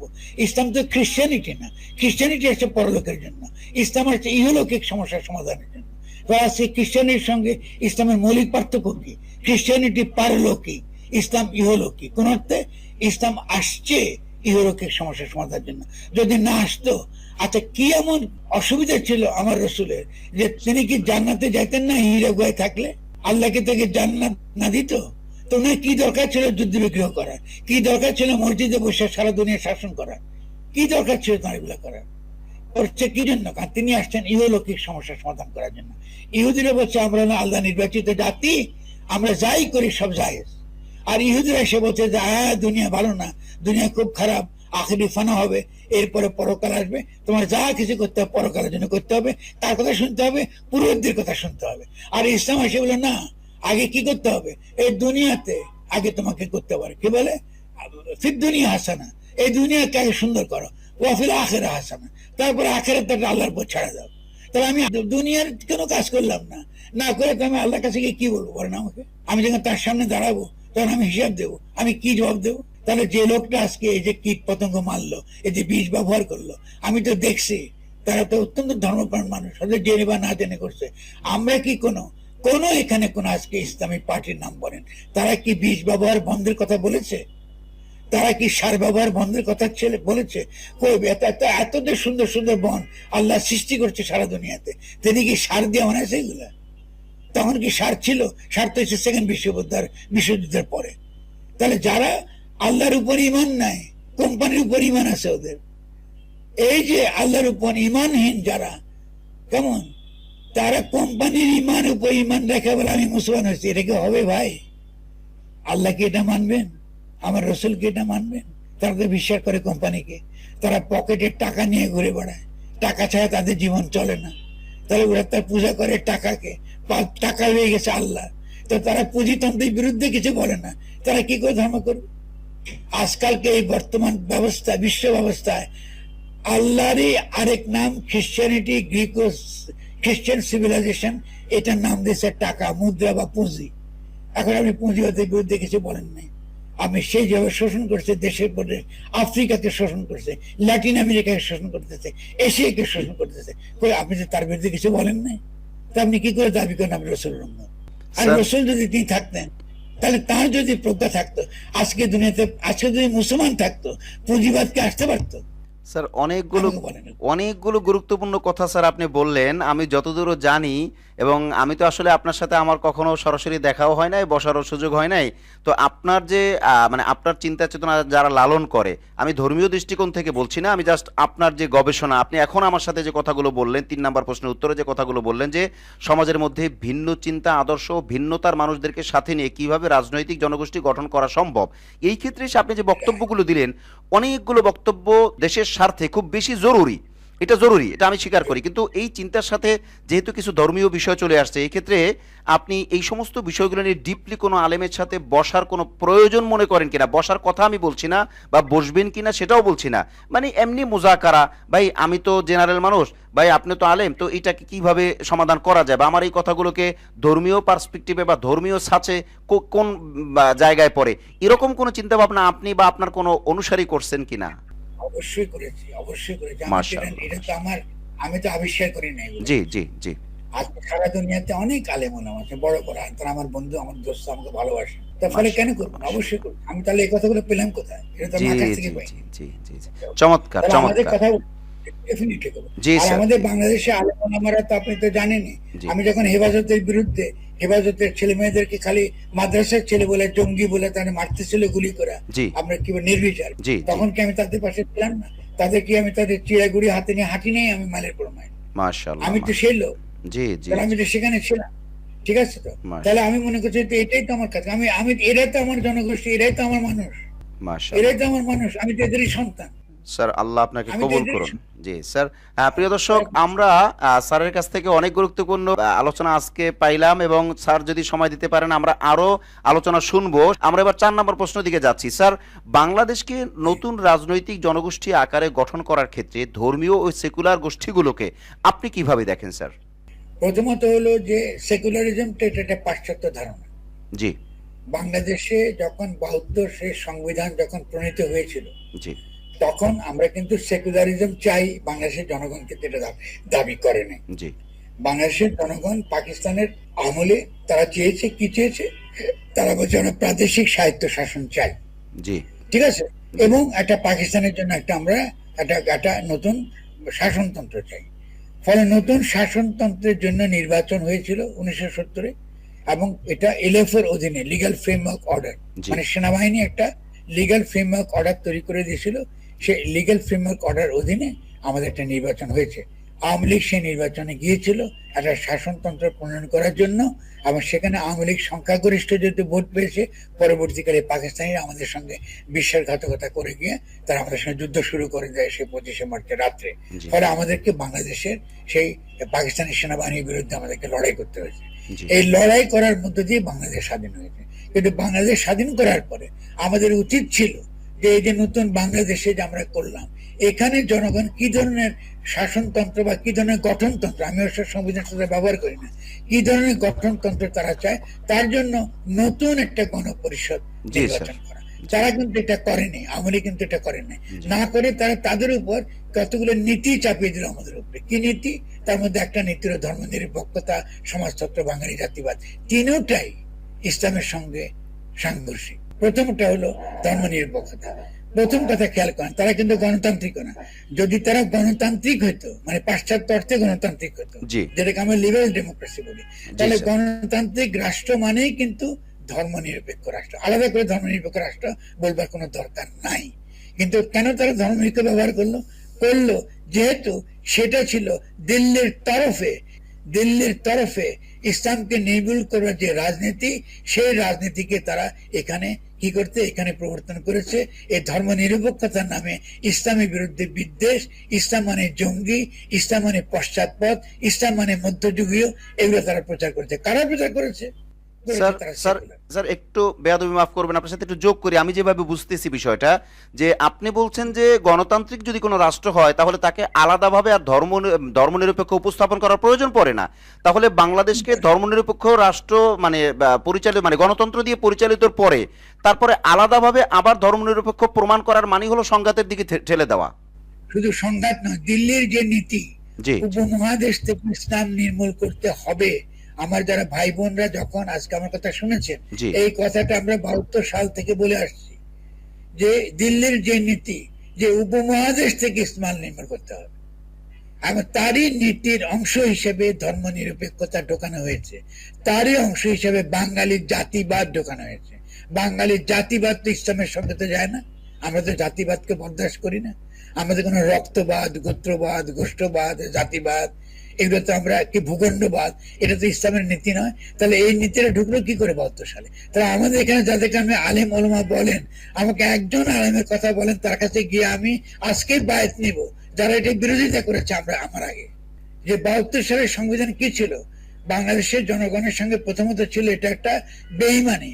কারণ আপনি এসে নতুন করে গণপরিষদ করবেন, বাংলাদেশের জনগণ কি চায় তাদেরকে জিজ্ঞাসা করবেন, এটা না করে আপনি যারা পাকিস্তানের সংবিধান রচনার জন্য নির্বাচিত হয়ে এসেছিলেন, আপনারা এসে সে সংবিধান 72 সনের তথাকথিত পবিত্র সংবিধান আমার উপর চাপিয়ে দিলেন। এটা তো আসলে পাকিস্তানি সংবিধান। আপনারা তো লিগালি মানে আইনের দিক থেকে তো পাকিস্তানি। দেশ তো স্বাধীন হয়েছে 72 সালে। সে স্বাধীনতার আগে আমরা কি নিয়ে লড়াই করতেছিলাম? স্বাধীনতার ঘোষণা কি ছিল? সেটা ছিল সাম্য, মানবিক মর্যাদা এবং সামাজিক ন্যায় বিচার। তিনটাই কিন্তু ইসলামী মূল্যবোধ, তিনটাই ইসলামী মূল্যবোধ। ইসলাম কি সাম্যবাদে বিশ্বাস করে না? অবশ্যই করে। ইসলাম কি মানবিক মর্যাদা বিশ্বাস করে না? অবশ্যই করে। ইসলাম কি ইনসাফে বিশ্বাস করে না? অবশ্যই করে। তাহলে এই তিনটা ইসলামিক মূল্যবোধকে সম্পূর্ণ উৎখাত করে দিয়ে আপনি চারটা নীতি আওয়ামী লীগ চাপিয়ে দিল। আমাদের আলেম ওলামারা কোথায় ছিল? আপনি আমাকে জিজ্ঞাসা করছেন, আপনি কোনো আলেম ওলামার কাছে যান নাই? আপনি বলেন এমন কোন আলেম ওলা ছিল কিনা যার কাছে গেলে তিনি আমাকে এটা আমাকে নিজে নিজে শিখতে হয়েছে, কেউ আমাকে শেখাতে পারেনি। স্যার আপনি একটু ফেঁসে গিয়েছেন, নেটওয়ার্ক বিভ্রাটের কারণে আপনি একটু ফেঁসে গিয়েছিলেন, এখন হয়তো ক্লিয়ার হচ্ছে। প্রিয় দর্শক, আপনারা সবাই শেয়ার করে দিবেন। আজকে স্যারকে আমরা পেয়েছি অত্যন্ত গুরুত্বপূর্ণ আলোচনা। আমি আসলে আশা করিনি যে স্যার দুর্বলতার মধ্যে, স্যার আমাদের অনুষ্ঠানে আসার আগে ইন্টারন্যাশনাল একটা অনুষ্ঠানে ছিলেন, সব মিলিয়ে আমরা স্যারকে পেয়েছি এবং এই বয়সে উনি যেভাবে ফুল এক্সপিরিয়েন্সে কথা বলছেন আমি আসলে অভিভূত। আমি স্যার আপনাকে তাহলে বলবো, আপনার এই আলোচনার মধ্য থেকে আপনি যেটা বললেন যে হাই প্রোফাইল, বাংলাদেশে আমি নাম না নিলেও হাই প্রোফাইল রাজনীতিবিদ অনেকেই কথা বলে থাকেন যে আমরা কি কোরআন কায়েমের জন্য, আমরা কি শরিয়া কায়েমের জন্য এই দেশ স্বাধীন করেছি। তাহলে আপনি যেটা বললেন যে স্বাধীনতার মর্মটা কি ছিল, তাহলে সেই কথাগুলো তো কোরআনের সাথে বিরোধী না। তার মানে সেই কথাগুলো তো ইসলামেরই কথা, অর্থাৎ দেশ যেই যে উদ্দেশ্যে স্বাধীন হয়েছে সেই কথাগুলো তো ইসলামেরই কথা। জি স্যার, জি আপনি বল। এইটার খুব সুন্দর বলছেন আপনি। এটার ভিত্তিতে যুদ্ধ করেছি আমরা, আমরা জীবন দিয়েছি 30 লক্ষ মানুষ সাম্য, মানবিক মর্যাদা, ইনসাফ কায়েমের জন্য। এটাই তো ইসলামের নীতি। কই আমরা কি কোনো আলেম বলতে আওয়ামী লীগ আমাদের সাথে বিশ্বাসঘাতকতা করেছে? এতটা বছর এই দল কি করে আমাদের দেশে থাকে? যেহেতু স্যার আপনার কথাগুলো কেটে কেটে আসছে, এই ক্ষেত্রে আমি একটু মানে এটা হয় কি, একটু কথা বললে একদিক থেকে আবার এটা হয়তো স্বাভাবিক হয়ে যায়, আমাদের দেশের নেটের তো একটু সমস্যা থাকেই। এনিওয়ে স্যার, আমি আপনাকে একটু দাওয়াত দিই, সাথে সাথে আমি আমাদের দর্শক শ্রোতাদেরকে দাওয়াত দিব। অনেকেই আমাকে পার্সোনালি জিজ্ঞাসা করেছেন, কমেন্টে বলেছেন, হোয়াটসঅ্যাপে বলেছেন, মেসেঞ্জারে, এনিওয়ে বিভিন্নভাবে বলেছেন। তো আমি সকলকে বলবো যে ভাই, কোনো আলেম ওলামারা যদি বসতে চান তাহলে আমি বিশ্বাস করি স্যারের সাথে আমরা যোগাযোগ করে আমরা মতের ভিত্তিতে, কারণ আখলাক টিভি স্যার একটু বলি স্যার, আপনি হয়তো জানেন জানেন না বিষয়টা, আপনি মুরব্বী মানুষ, এতটা জানা সম্ভব হয়নি। আখলাক টিভি এই কয়েক বছরের মধ্যে শুধু ইসলামী সমাজকে নিয়েই কাজ করেছিল, সেই ক্ষেত্রে কওমি, দেওবন্দি, আলিয়া এইভাবে করেই। তো এর মধ্যে গত 2 মাস যাবৎ আখলাক টিভি নতুন করে কাজ শুরু করেছে, মাঝে 8-10 মাস বন্ধ ছিল, আমি অসুস্থ ছিলাম, আমি সঞ্চালক পরিচালক হিসেবে। তো আমি এইবার আমরা মশওয়ারা করে কাজ শুরু করেছি যে আমরা সকলকে নিয়ে চলবো, কোনো এক ঘরানাকে নিয়ে না। এবং নতুন করে আমরা কাজ শুরু করেছি যে আমরা জেনারেল ঘরানাকে নিয়েও, অর্থাৎ অনেকটা বলা চলে, সে ফর এক্সাম্পল আপনি ধরতে পারেন ফেস দ্য পিপলের মতো, ওনারা অনেক বড় প্ল্যাটফর্ম, বাকি আমরা ছোট প্ল্যাটফর্ম, ওনাদের পেছনে পেছনে হাঁটতে চাই। সেই ক্ষেত্রে যেহেতু আপনাকে আমরা বারবার চাইবো, তো যদি কোনো আলেম আপনার সাথে বসতে চায়, তো আমাদের যে নীতিটা সেটা আপনাকেও শুনিয়ে দিচ্ছি, আর অন্যরাও যারা আসবেন তাদেরকেও শুনিয়ে দিচ্ছি। সেটা হলো আমাদের কোনো ঝগড়া বিবাদ, ডিবেট, মোনাজারা, মুবাহাসা এই ধরনের কোনো পরিকল্পনা আমাদের দিক থেকে নাই। কোনো দর্শকরা বা কোনো শ্রোতারা বা কোনো পক্ষ, উভয় পক্ষ মিলে যদি বসেন তাহলে আমরা ভার্চুয়ালি বসার আয়োজন করতে পারি। সেই ক্ষেত্রে আমরা ইনসাফের ভিত্তিতে সময় দেব। তবে অবশ্যই দেশ বিরোধী, আইন বিরোধী, শরিয়া বিরোধী কোনো কথা বা কাউকে অ্যাটাক করা বা কাউকে বিপর্যস্ত করা, এটার সুযোগ আমরা কখনো দিব না। আর স্যারকেও দাওয়াত থাকলো, বিপরীত দিক থেকে যারা আমাদেরকে বিভিন্নভাবে বলেছেন আপনাদের পক্ষ থেকে আলেমদেরও দাওয়াত থাকলো, সবাই মতের ভিত্তিতে, সেই ক্ষেত্রে স্যারের সাথে পরামর্শের ভিত্তিতে আপনারা বসতে পারবেন, ইনশাল্লাহ আমরা আয়োজন করব। স্যার আপনি বলবেন। জি এখন জি এখন ক্লিয়ার আছেন স্যার? জি বলবেন। আমরা ওটাই বলছি, খেয়াল করুন যে আপনি আলেম ওনাদের কাছে অবশ্যই বসবো ইনশাল্লাহ, কিন্তু সেটা বড় কথা না। কথা হচ্ছে যে খেয়াল করেন, আমরা মুসলিম বলে আমাদের যে শরিয়া বলুন কি বিভিন্ন আমাদের নিজস্ব যে আইন আছে, এটা আমার আকীদার অন্তর্গত, ঠিক আছে? আমার ইসলামের কি কি দিক আছে, একটা হচ্ছে আমার আকীদাগত দিক। সে আকীদাগত দিকের মধ্যে আমাদের অত্যন্ত প্রাজ্ঞ আলেম ওলামা আছে। আপনি কেমন নামাজ করে নামাজ পড়বেন, আপনার কি করতে হবে, রোজা আপনার কি বলে জাকাতি করে দিতে হবে, তার অত্যন্ত প্রাজ্ঞ, কোনো সন্দেহ নাই। কিন্তু ইসলাম তো খালি তো নামাজ রোজা না, ইসলাম একটা দার্শনিক দিক আছে, তার একটা রাজনৈতিক দিক আছে। সেটা নিয়ে আপনি যদি কোনো আলেম ওলামা থাকে, আমরা আনন্দের সঙ্গে কথা বলবো। এখন ধরুন আমি তো ফিকহ শাস্ত্রের একটা পণ্ডিত না, আমার ক্ষেত্রে হচ্ছে দর্শন, আমার ক্ষেত্রে হচ্ছে প্রজ্ঞার জায়গা, প্রজ্ঞার ক্ষেত্রে। তাহলে ইসলামের বা কোরআনের আপনার যে দার্শনিকটা, তার যে দার্শনিক মর্মটা কি, এটা আমি একটু আগে বললাম। আল্লাহ দুনিয়াতে খলিফা করে পাঠাচ্ছে, মানুষ ইসলামের দৃষ্টিতে কোনো পাপী না, এই যে কথাটা দর্শন থেকে বললাম কিন্তু ধর্মতত্ত্ব থেকে, কিন্তু তার দার্শনিক তাৎপর্য অনেক। স্যার স্যার এখানে আপনার সাথে একটু যোগ করা প্রয়োজন পড়ে। স্যার আপনি যেটা বললেন যে ধর্মের দিক থেকে ফকিহ যারা, ধর্মবিদ যারা, ধর্মের ব্যাপারে প্রাজ্ঞ, অভিজ্ঞ, যোগ্য, মানে অনেক জ্ঞান যারা রাখেন, আপনি বলছেন যে ফিকহ শাস্ত্র বা ধর্মীয় ডিপ জ্ঞান যারা আছেন, জ্ঞানী আছেন, ওনাদের ক্ষেত্রে মাশওয়ারায় বসলে ওনারা যেই ব্যাপারটা বলবেন ফিকহের ক্ষেত্রে, বা নামাজ কিভাবে পড়বেন, কোন মাসআলা কিভাবে হবে, ফতোয়াটা কিভাবে হবে, তালাকের মাসআলা কিভাবে, এই বিষয়গুলো আপনি তাদেরটা মেনে নিতে বাধ্য। সেই ক্ষেত্রে আপনি বলছেন যে ইসলাম কমপ্লিট অফ লাইফ, এটা মানে কোনো একটা চারটিখানি ব্যাপার না, বা মানুষের জীবনের একটা অঙ্গের বা একটা পার্টের ব্যাপার না, পুরা মানুষের জীবনের পুরা জীবন ব্যবস্থাটাই হলো ইসলাম। তো সেই ক্ষেত্রে ইসলামের মধ্যে দার্শনিক যে বিষয়গুলো আছে বা মানুষের জীবন চলতে অন্যান্য যে সাইডগুলো আছে, মানে আমলের বাইরেও যে সাইডগুলো আছে, আসলে তো সবটাই আমলের মধ্যে, তার মধ্যেও আপনি বলছেন যে দুনিয়া বিলাইনে যে জিনিসগুলো আমরা দেখি, ওই জিনিসগুলোর ব্যাপারে যদি আপনি বলেন, সেই ক্ষেত্রে আলেমেরও তো সেটা মেনে নেওয়া উচিত বলে আপনি মনে করেন বা আপনি দাবি করেন। আলহামদুলিল্লাহ, সুম্মা আলহামদুলিল্লাহ, আমরা সকলকে এই দাওয়াতটা দিব। আমরা মতের ভিত্তিতে, কথার ভিত্তিতে, আমরা সৌহার্দ্যপূর্ণ আচরণের মাধ্যমে একজন আরেকজনের কাছে বসবো। আমি বিশ্বাস করি আখলাক টিভি মনে করে যে যদি সুন্দর আলোচনা হয়, তাহলে রাতের পর রাত, দিনের পর দিন, ঘন্টার পর ঘন্টা, সপ্তাহের পর সপ্তাহ, মাসের পর মাস আলোচনা হলেও কোনো রকমের দ্বন্দ্ব হবে না, তিক্ততা হবে না, কটু বাক্য হবে না, মত বিনিময় হবে। আপনি আমারটা মানতেও পারেন, আপনি নাও মানতে পারেন, আর যুক্তির কাছে আসলে, দলিলের কাছে আসলে আপনি মানতে বাধ্য। অতএব আমরা মিলেমিশে চলবো ইনশাল্লাহ। স্যার আপনার এই কথাটা আমার কাছে খুব ভালো লেগেছে, আমরা সকলের কাছে দাওয়াত পৌঁছে দিলাম যে এই কথাটা স্যার আমিও আপনার এই কথাটা সম্পূর্ণ সমর্থন করি, যে একটা মানুষ আসলে সব ব্যাপারে মানে পারঙ্গমতা বা সব ব্যাপারে যোগ্য অভিজ্ঞ হতে পারে না। যেমন আমাদের ইলমি লাইনেই যদি ধরি, তাহলে বর্তমান বাইতুল মুকাররম জাতীয় মসজিদের খতিব যিনি মুফতি আব্দুল মালিক হাফিজাহুল্লাহ, এত বড় আলেম, মানে বাংলাদেশের মধ্যে কয়েকজনের মধ্যে, পুরো এশিয়ার মধ্যে কয়েকজনের মধ্যে, এমনকি আরব কান্ট্রি যদি আমরা ধরি, জাজিরাতুল আরব, তাহলে এই পুরা আলেম সমাজের মধ্যে উনি কয়েকজনের মধ্যে একজন, তার মানে বিরাট এক পার্সন। এখন ওনার সাথে যদি কেউ আমাকে তুলনা করে, অফকোর্স সে মানে অবভিয়াসলি সে ভুল করতেছে। কেন ভুল করতেছে? উনি কোথায় আর আমি কোথায়, মানে ম্যান টু ম্যান ভেরি করে অনেক কিছু।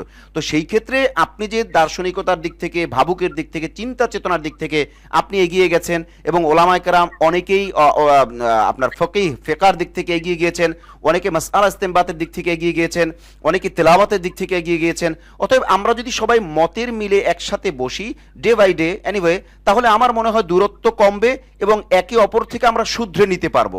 আমরা একে অপরের রাসূল সাল্লাল্লাহু আলাইহি ওয়াসাল্লাম হাদিস হিসেবে আল মুসলিম মিরআতুল মুসলিম, মানে মুসলমান হলো একে অপরের আয়না স্বরূপ।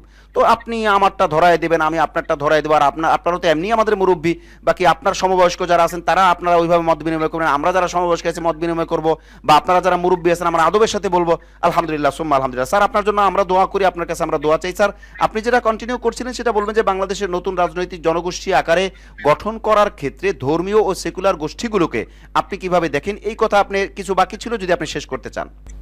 আপনি আমার অনুযায়ী চলে গেছে। একটা হলো যে আমি সেকুলারিজম, আমি সেকুলার না। জি জি খুব পরিষ্কার। জি।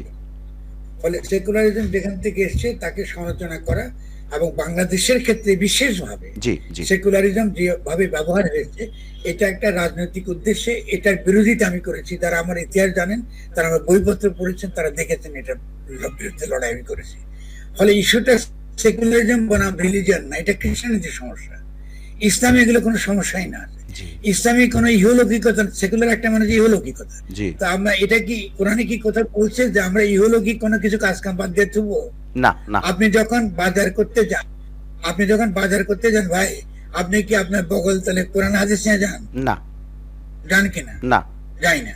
তাহলে সেখানে একটা ইহলৌকিক ব্যাপার আছে, ইহলৌকিক পরিসর আছে।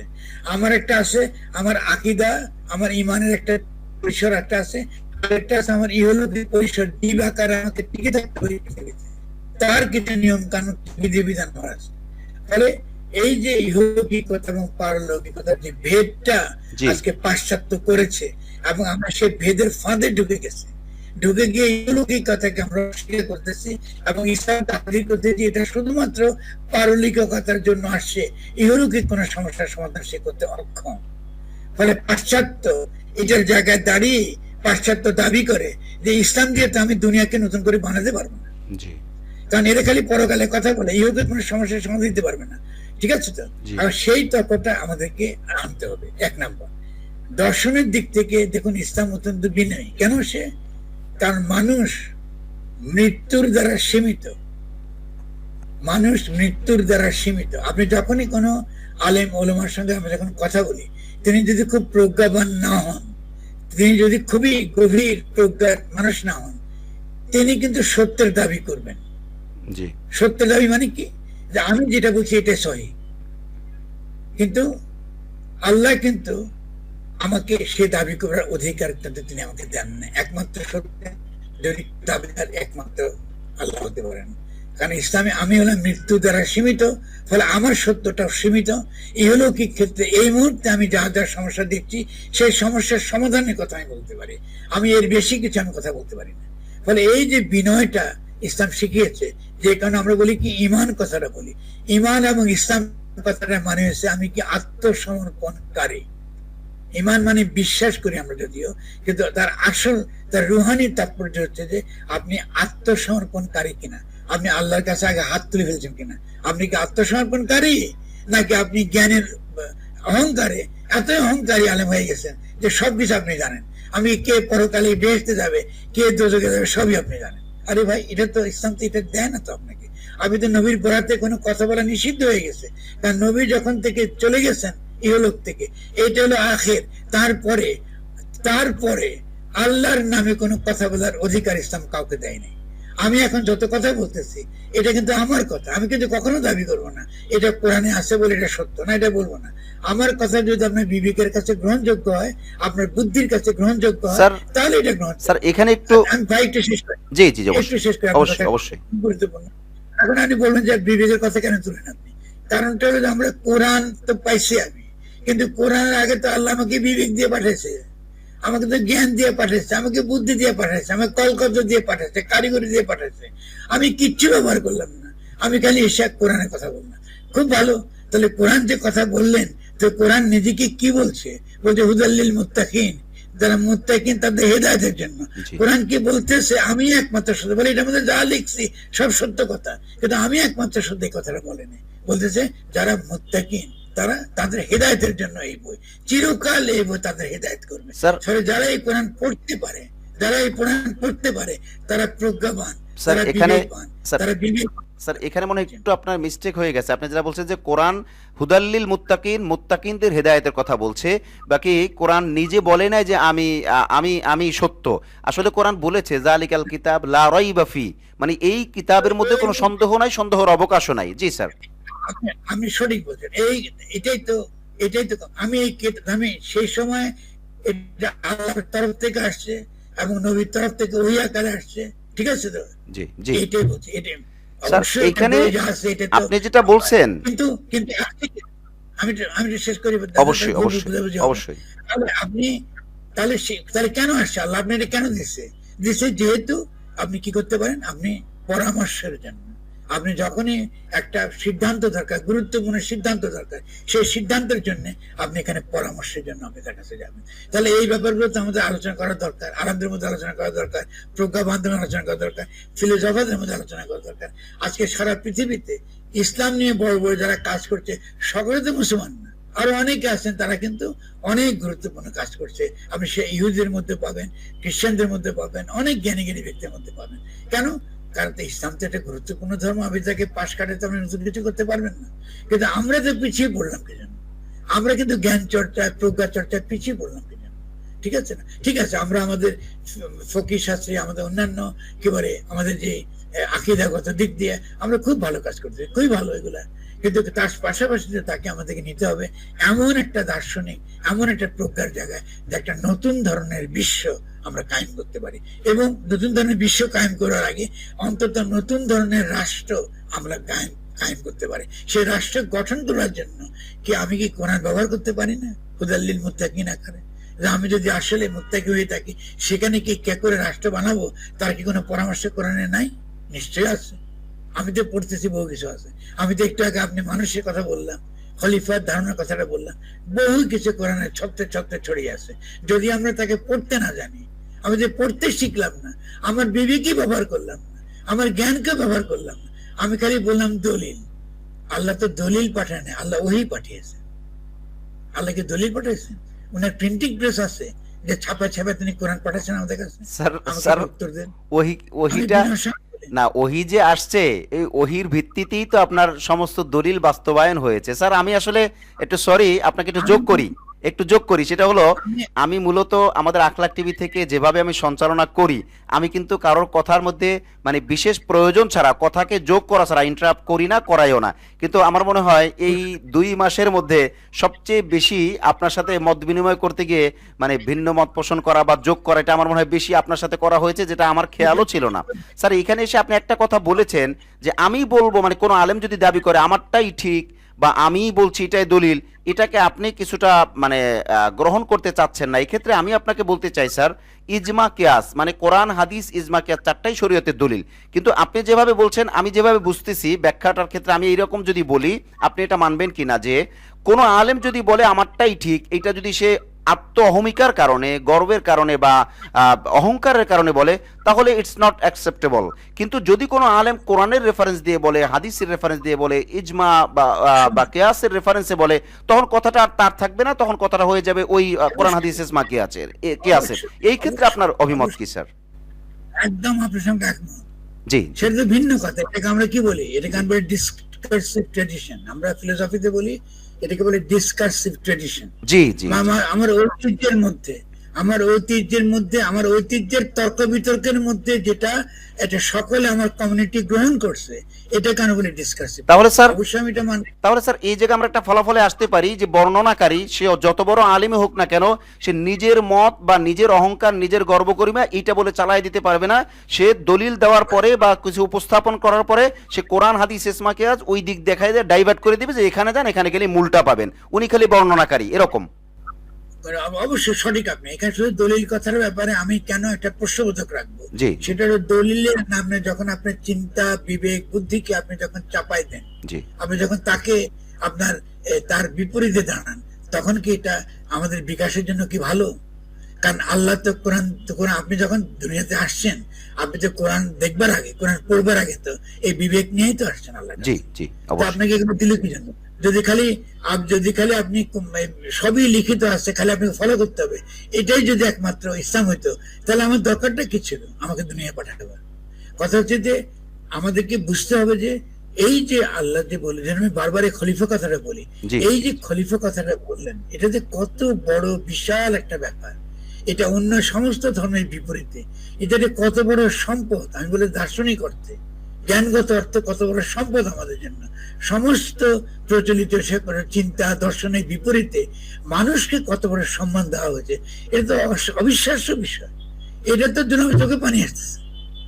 আর আমরা সেটাকে অস্বীকার করে নিয়ে আমরা কি বলতেছি, আমরা খালি দলিল বলতেছি, ভালো বলতেছেন, তারা আমি বুঝতে পারি, খুব সুন্দর কথাটা বলছেন, কিন্তু এটা করতে গিয়ে তো আমরা একসময় পৌত্তলিকতার ফেরে পড়ে যাচ্ছি। যে জন্য আমি প্রিন্টিং প্রেসের কথাটা বললাম, আমি খারাপ অর্থে কথাটা বলি। আমরা যদি খালি বই পূজা শুরু করি, এটা কি ঠিক? আমাদেরকে আল্লাহ বিবেক দেন নাই, আমাদেরকে জ্ঞান দেন নাই? তাহলে এই যে জায়গাতে, এই জায়গাটা খুব গুরুত্বপূর্ণ বুঝতে পারা, যে কোরআন আমাদের ওহী আকারে এসছে। আমাদের অবশ্যই যে কিয়াসের কথা বলেছেন, আমাদের ডিসকাসিভ ট্রেডিশন আছেন, আমাদের যে যারা আমাদের আগের বড় বড় জ্ঞানী গুণী আলেম ওলেমারা আসছেন, তাদের তর্ক বিতর্কের মধ্যে আমার একটা ঐতিহ্য আছে। আমি যেহেতু আমার রসুলের উম্মত, তাদের কথা আমি আগে সন্ধান করব। তারা এটার কোনো ফয়সালা আমাকে দিতে পারছেন কিনা, সেই ফয়সালা আমি খুঁজবো। যদি আমি পেয়ে যাই আলহামদুলিল্লাহ, যদি আমি না পাই, আমি আমার বিবেক ব্যবহার করব, আমি আমার জ্ঞান ব্যবহার করবো। আল্লাহ তো এটা দিয়ে আমার দুনিয়া পাঠাইছে। তো আমি যদি খালি দলীয় কথা বলি, আমার বিবেক জ্ঞানকে আমি বিরোধিতা করি, এটা কি ঠিক? এটা তো ঠিক না, এটা তো অন্যায়। তার মানে স্যার আপনি বলতে চাচ্ছেন সামগ্রিকভাবে বোঝা যায় যে কোরআন হাদিস ইজমা কিয়াসের দলিল ঠিকই থাকবে, বাকি কোনো বিভাজন যেন না হয়, আত্ম অহংকার গর্ব গরিমা দলাদলি মিস্টেক এগুলো যেন না হয়, অর্থাৎ আমরা মূল দলিলের ভিত্তিতেই চলবো, সেটা যারা রাহবার আছেন ওনারাই চালাবেন। চমৎকার চমৎকার স্যার। স্যার যেহেতু এই প্রসঙ্গ চলেই এসছে, সেহেতু একটা প্রশ্ন না করলেই নয় যে ধর্মভিত্তিক রাজনীতিকে আপনি কিভাবে দেখেন? এই প্রশ্ন আপনার কাছে থাকলো। এর আগে আমরা দর্শক শ্রোতাদের কাছে যাবো। একটু আগে আপনারা 110 জন ছিলেন, আপনারা আজকে আমাদেরকে একটু বেশি করে সঙ্গ দিবেন। আজকে আমরা উপস্থিতি পাচ্ছি না, তাহলে স্যারের যে অনুসারী আছেন তারা কি, আপনারা কি নেটের মধ্যে নাই? এটা আমাদের প্রশ্ন থাকবে, কারণ আখলাক টিভিতে সকলকে নিয়ে সবাই শেয়ার করে দিবেন। স্যার আপনি একটু দয়া করে আমাদেরকে এই প্রশ্নের উত্তরটা দিলে আমরা বাধিত থাকবো যে ধর্মভিত্তিক রাজনীতিকে আপনি কিভাবে দেখেন। জি স্যার। প্রথমত আমি বলবো এভাবে যে প্রশ্নটা আমাদেরকে একটু বিভ্রান্ত করবে। জি। কারণ ধর্মভিত্তিক রাজনীতি বলে কোনো কনসেপ্ট নেই। রাজনীতি মানে রাজনীতি, ফলে সে রাজনীতিতে ধর্ম থাকতে পারে, ধর্ম নাও থাকতে পারে।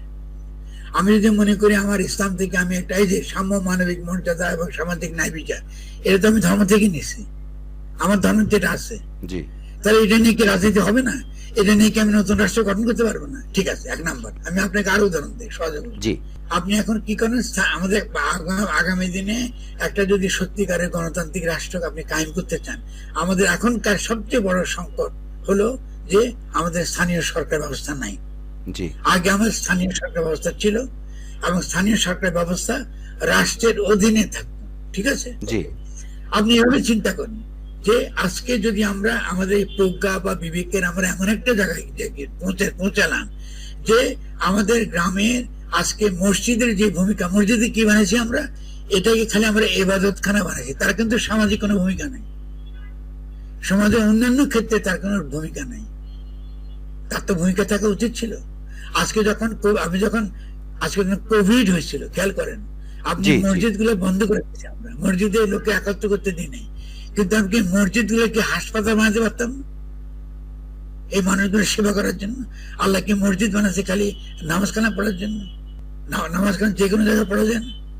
আসলে মসজিদকে আপনি আগামী দিনের রাষ্ট্রের কেন্দ্রবিন্দু হতে পারেন। আমি কথাটা খুব একটা চ্যালেঞ্জিং, সেগুলার আমার কথাটা শুনলে আমার ক্ষিপ্ত হয়ে যাবে, কিন্তু কথাটা তো সত্য কথায়। আমার রসুল তো এবার রাষ্ট্র চালাইছে, মসজিদে বসে চালাইছে, তার কি ছিল তার জীবনে?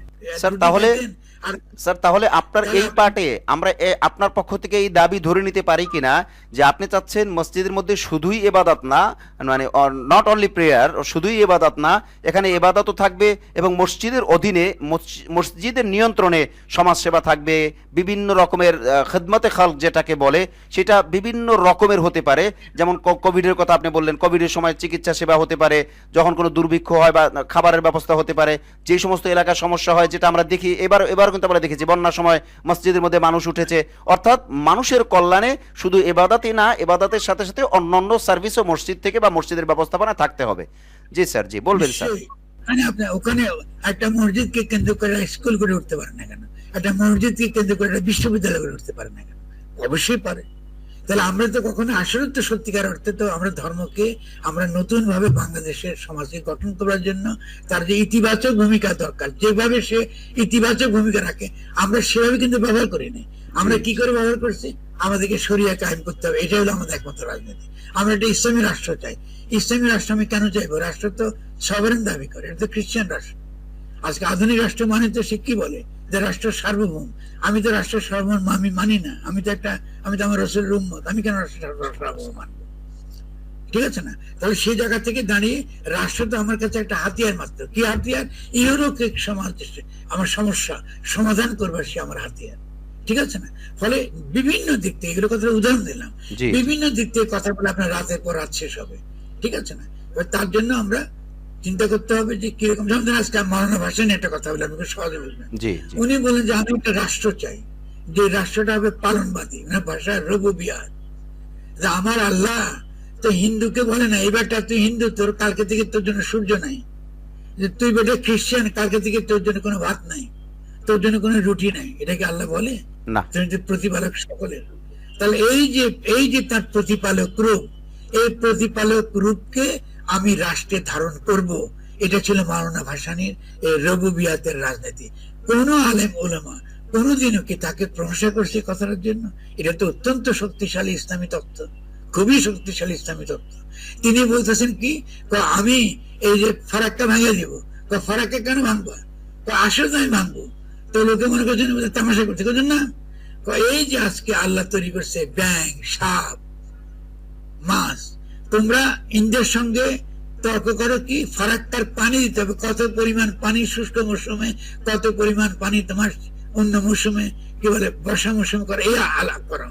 এখন এই সাপের কতটুকু পানি লাগবে, ব্যাঙের কতটুকু পানি লাগবে, মাছের কতটুকু পানি লাগবে, জীব অনুজীবের কতটুকু পানি লাগবে, এটা তুমি ঠিক করবা নাকি আল্লাহ ঠিক করবে? আল্লাহ ঠিক করবেন ইনশাআল্লাহ। তাহলে চলেন কালকে আমরা ফারাক্কা বাঁধ ভাঙিয়ে দিই। আপনি বলেন, আপনি যারা শুনতেছে আমাদের কথা, আজকে তারা ভাসানী নেতৃত্বে চান আমরা দিল্লির বিরুদ্ধে লড়াই করি। আপনি বলেন এখানে কোনো মুমিন আছে কিনা আমার কথা শুনতেছে যে এটা করার মধ্যে হিম্মত তার আছে? তারা মাওলানা ভাসানীকে নিয়ে কোনদিন পড়ছে? স্যার আমরা আসলে যেই শিরোনামে আজকে ছিলাম, রাজনৈতিক জনগোষ্ঠী বনাম জাতিবাদ, এই ক্ষেত্রে এসে ধর্মীয় অনেকগুলো কথা চলে আসছে। প্রিয় দর্শক, আপনারা সবাই শেয়ার করে দেবেন। এই মুহূর্তে আপনারা 135 জন মানুষ আমাদের সাথে আছেন, সবাই দয়া করে শেয়ার করে দেবেন। স্যার অত্যন্ত গুরুত্বপূর্ণ কথা বলতেছেন এবং স্যারের দাওয়াত থাকবে, আমরা কন্টিনিউ স্যারের কাছ থেকে শুনবো ইনশাআল্লাহ। তবে একটা কথা ক্লিয়ার করা দরকার, সেটা হলো স্যার আলোচনা করতেছেন, আমরা আলোচনা শুনতেছি। এখানে কিন্তু ডিবেট বা কোনো রকমের কোনো মোনাজারা বা বাহাস এই ধরনের কোনো কিচ্ছু না। হ্যাঁ, যদি ওইটা কখনো হয় দুই পক্ষের আলোচনার ভিত্তিতে, সেটার ব্যাপার ভিন্ন। আজকে শুধু স্যার আলোচনা করতেছেন, মত বিনিময় করতেছেন, আমরা স্যার থেকে জানার চেষ্টা করতেছি। সেই ক্ষেত্রে আমি দুই একটা ব্যাপার পার্সোনালি ধরতেছি, বা আমি মত বিনিময় নিতান্তই মত বিনিময়, আমরা এটা কোনোটাকে ফায়সালা মনে করব না। যদি কেউ ফায়সালা মনে করি বা সিদ্ধান্ত মনে করি যে উনি এটা বলছেন, এটা ফতোয়া বা এটা সিদ্ধান্ত, তাহলে আমার মনে হয় ভুল হবে। আর স্যার যদি বলে যে হ্যাঁ এটা আমার সিদ্ধান্ত, সেটা স্যারের ব্যাপার। বাকি আমাদের দিক থেকে আমাদের যে সিস্টেম, সেই সিস্টেম হলো মত বিনিময়, এটা হলো শুধু আলোচনা। জি স্যার বলবেন। খুব সুন্দর। আমি একটা জিনিস পরিষ্কার করতে, যারা শুনতেছেন, ফতোয়া দেওয়ার অধিকারী আমার ধর্ম অনুযায়ী আমি না। আমি কোনো ফতোয়া দিই না, এটা একান্ত আমার মত। আপনি এটা মানতে পারেন, এটা ফেলে দিতে পারেন, কিচ্ছু আসে যায়। এটা নিয়ে কিন্তু আমার সঙ্গে আমি ফতোয়া দানকারী হতে পারবো না। মুফতি ফতোয়া দেয় ইসলাম, যিনি ইসলামী ফকিহ সম্পর্কে, শাস্ত্র সম্পর্কে, কোরআন হাদিস সম্পর্কে যিনি আমার চেয়ে বেশি প্রাজ্ঞ, আমি যদি কোনো ফতোয়া চাই তার কাছে যাব। কিন্তু আমি যদি দর্শন আলোচনা করতে চান আমার সঙ্গে, তাহলে আমার সঙ্গে আলোচনা করতে হবে। আপনি কিন্তু তখন গিয়া ওই আলেম হয়ে কথা বললে হবে না আমাকে। জি না স্যার, একটু আগেই স্যার ওই জিনিসটা কিন্তু স্যার একটু আগে আমি ক্লিয়ার করে দিয়েছি যে যেই বিষয়ে যোগ্য, যেই বিষয়ে অভিজ্ঞতা সম্পন্ন লোক, তার কাছেই সেই ব্যাপার আমাদের যেতে। এটা আমরা দুনিয়ার ক্ষেত্রে আমরা যাই, আমরা কিন্তু ডাক্তারের প্রয়োজন পড়লে আমরা ইঞ্জিনিয়ারের কাছে যাই না, আর ইঞ্জিনিয়ারের প্রয়োজন পড়লে আমরা ডাক্তারের কাছে যাই না। অফকোর্স স্যার, সুন্দর বলেছেন স্যার। স্যার এইবার এসে আমরা যেহেতু ধর্মের বিষয়টা জড়ায় গেছে, আমরা একটা প্রশ্ন করি আপনাকে যে স্যার, বাংলাদেশে হিন্দু মুসলিম সম্পর্কের চরিত্র কেমন হতে পারে সামনের দিনগুলিতে? যেহেতু আপনি একজন বয়োজ্যেষ্ঠ মানুষ, আপনি অনেক কিছু দেখেছেন, আপনি যা দেখেছেন সেটা আমার পক্ষে কল্পনাও সম্ভব না, যেহেতু আমি সেই বয়সটাই পাইনি। তা আপনি যেটা দেখেছেন সেটা আপনার সমবয়স্করা দেখে থাকবে, মানে দেখে যে জ্ঞানটা অর্জন করা। সেই হিসেবে বর্তমান রাজনীতি আপনি যেটা দেখছেন এবং 5ই আগস্টের আগে পরের ঘটনাগুলো আপনি দেখছেন, রাজনীতির বিষয়গুলো আপনার একদম মুখস্থ জিনিস। এছাড়া ধর্মীয় ব্যাপার, আমাদের কৃষ্টি কালচার, আমাদের বাংলাদেশের বাঙালি পানা বাঙালি আনা সব কিছুই আপনার জানা। এই ক্ষেত্রে মানে বাংলাদেশে হিন্দু মুসলিম যে একটা এখন যে সমস্যাও চলতেছে সেটা আপনি সবই জানেন। এবং বিশেষ করে যে ইয়েটা হলো আপনার যে আইনজীবীকে হত্যা করা হলো, এরপর চিন্ময়কে গ্রেফতার হলো, এই ব্যাপারে প্রশ্ন থাকবে। যাই হোক, তো বাংলাদেশে হিন্দু মুসলিম যে সম্পর্কটা বা চরিত্রটা, এটা কেমন হতে পারে আগামী দিনগুলোতে?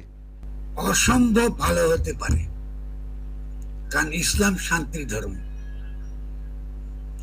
একমাত্র ইসলামের অধীনে প্রত্যেকটা সম্প্রদায় শান্তিতে সুখে বাস করে। Sir, how it possible? এটা কিভাবে সম্ভব স্যার? এটা প্রথমত আমাদেরকে মুসলমান হতে হবে।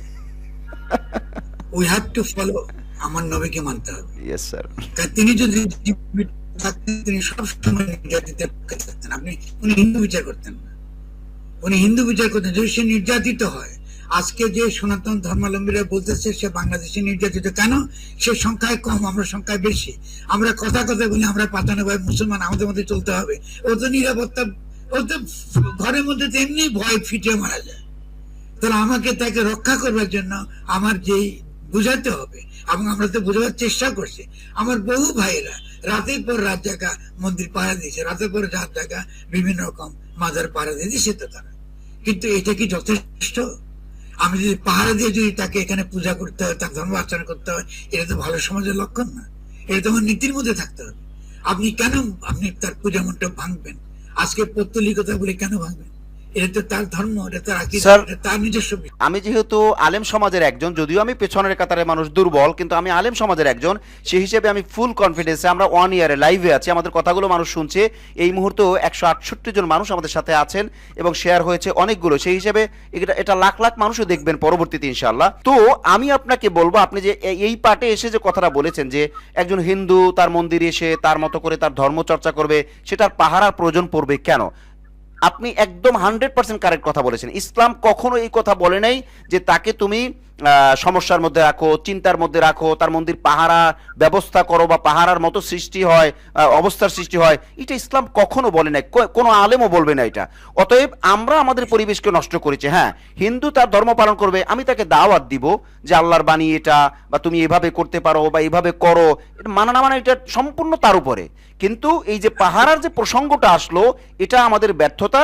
ইসলাম এটা সাপোর্টই করে না। মানে পাহারার প্রয়োজন পড়লে আপনি পাহারা দিবেন, কেউ আবার ভুল বুঝবেন না প্লিজ। পাহারার প্রয়োজন পড়লে আপনি পাহারা দিবেন, কিন্তু পাহারার প্রয়োজন হলো কেন? পাহারার প্রয়োজন হওয়ারই কথা ছিল না ইসলামী সমাজে। জি স্যার, আপনি বলবেন। খুবই সুন্দর বলছেন, খুবই সুন্দর বলছেন। তাহলে আজকে আপনি যে প্রশ্ন আমাকে করেছেন যে আমাদের এখানে কি হিন্দু মুসলমান সম্প্রতি বা হিন্দু বৌদ্ধ খ্রিস্টান বা অন্য যে কোনো ধর্ম আছে, তারা কি এখানে ভালো থাকতে হবে? অবশ্যই। আমি মনে করি সেই কারণে আমাদেরকে প্রমাণ করতে হবে। আজকে খেয়াল করেন, আমি একটা যেহেতু এখানে স্যার, আমি স্যার বেয়াদবি মাফ করবেন, আপনার এই কথাটা আমি একটু যোগ না করে পারছি, এটা পরে জেহেনে থাকবে না। আমি যখন আপনাকে ফার্স্ট টাইম প্রশ্ন করেছি যে বাংলাদেশে হিন্দু মুসলিম সম্পর্কের চরিত্র কেমন হতে পারে ভবিষ্যতে, তো আমার ধারণা ছিল এটা আপনি বলবেন হয়তো 50-50 ভালো মন্দ, আপনি বলবেন 80-20 এই টাইপের, আমি মনে করছি। কিন্তু আপনি বললেন 100%, মানে অফকোর্স ভালো হতে পারে, মানে সম্পূর্ণ ভালো হতে পারে। আমি শোনার পরে অনেকটা হতভম্ব হয়ে গিয়েছি যে কিভাবে সম্ভব।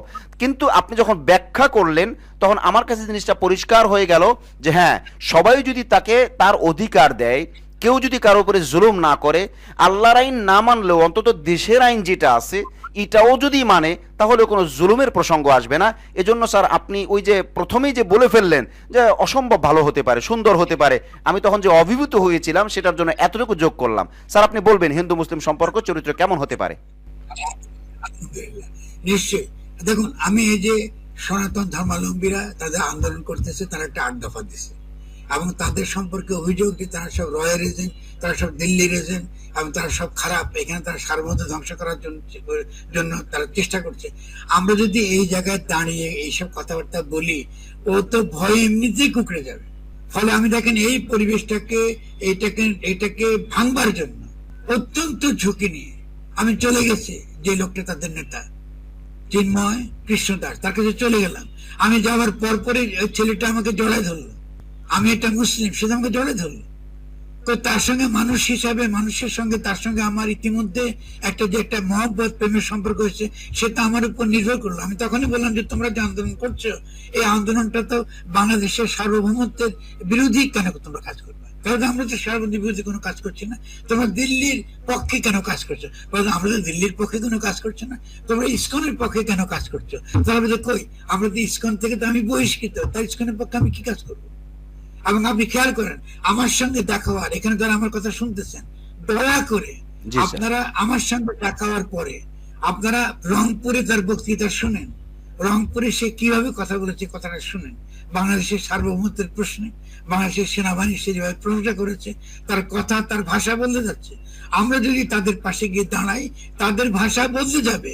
সে আমার পাশে দাঁড়াই আজকে দিল্লির বিরুদ্ধে লড়াই করবে, এটা আমি বিশ্বাস করি। কারণ মানুষের মধ্যে ন্যায়বোধ, মানুষের মধ্যে আজকে আমাদের বিরুদ্ধে যেসব নোংরা প্রচার চলছে, এই যে মিথ্যা প্রচার ক্রমাগত চলছে, তার বিরুদ্ধে তারাই কথা বলবে, আমাকে কথা বলতে হবে।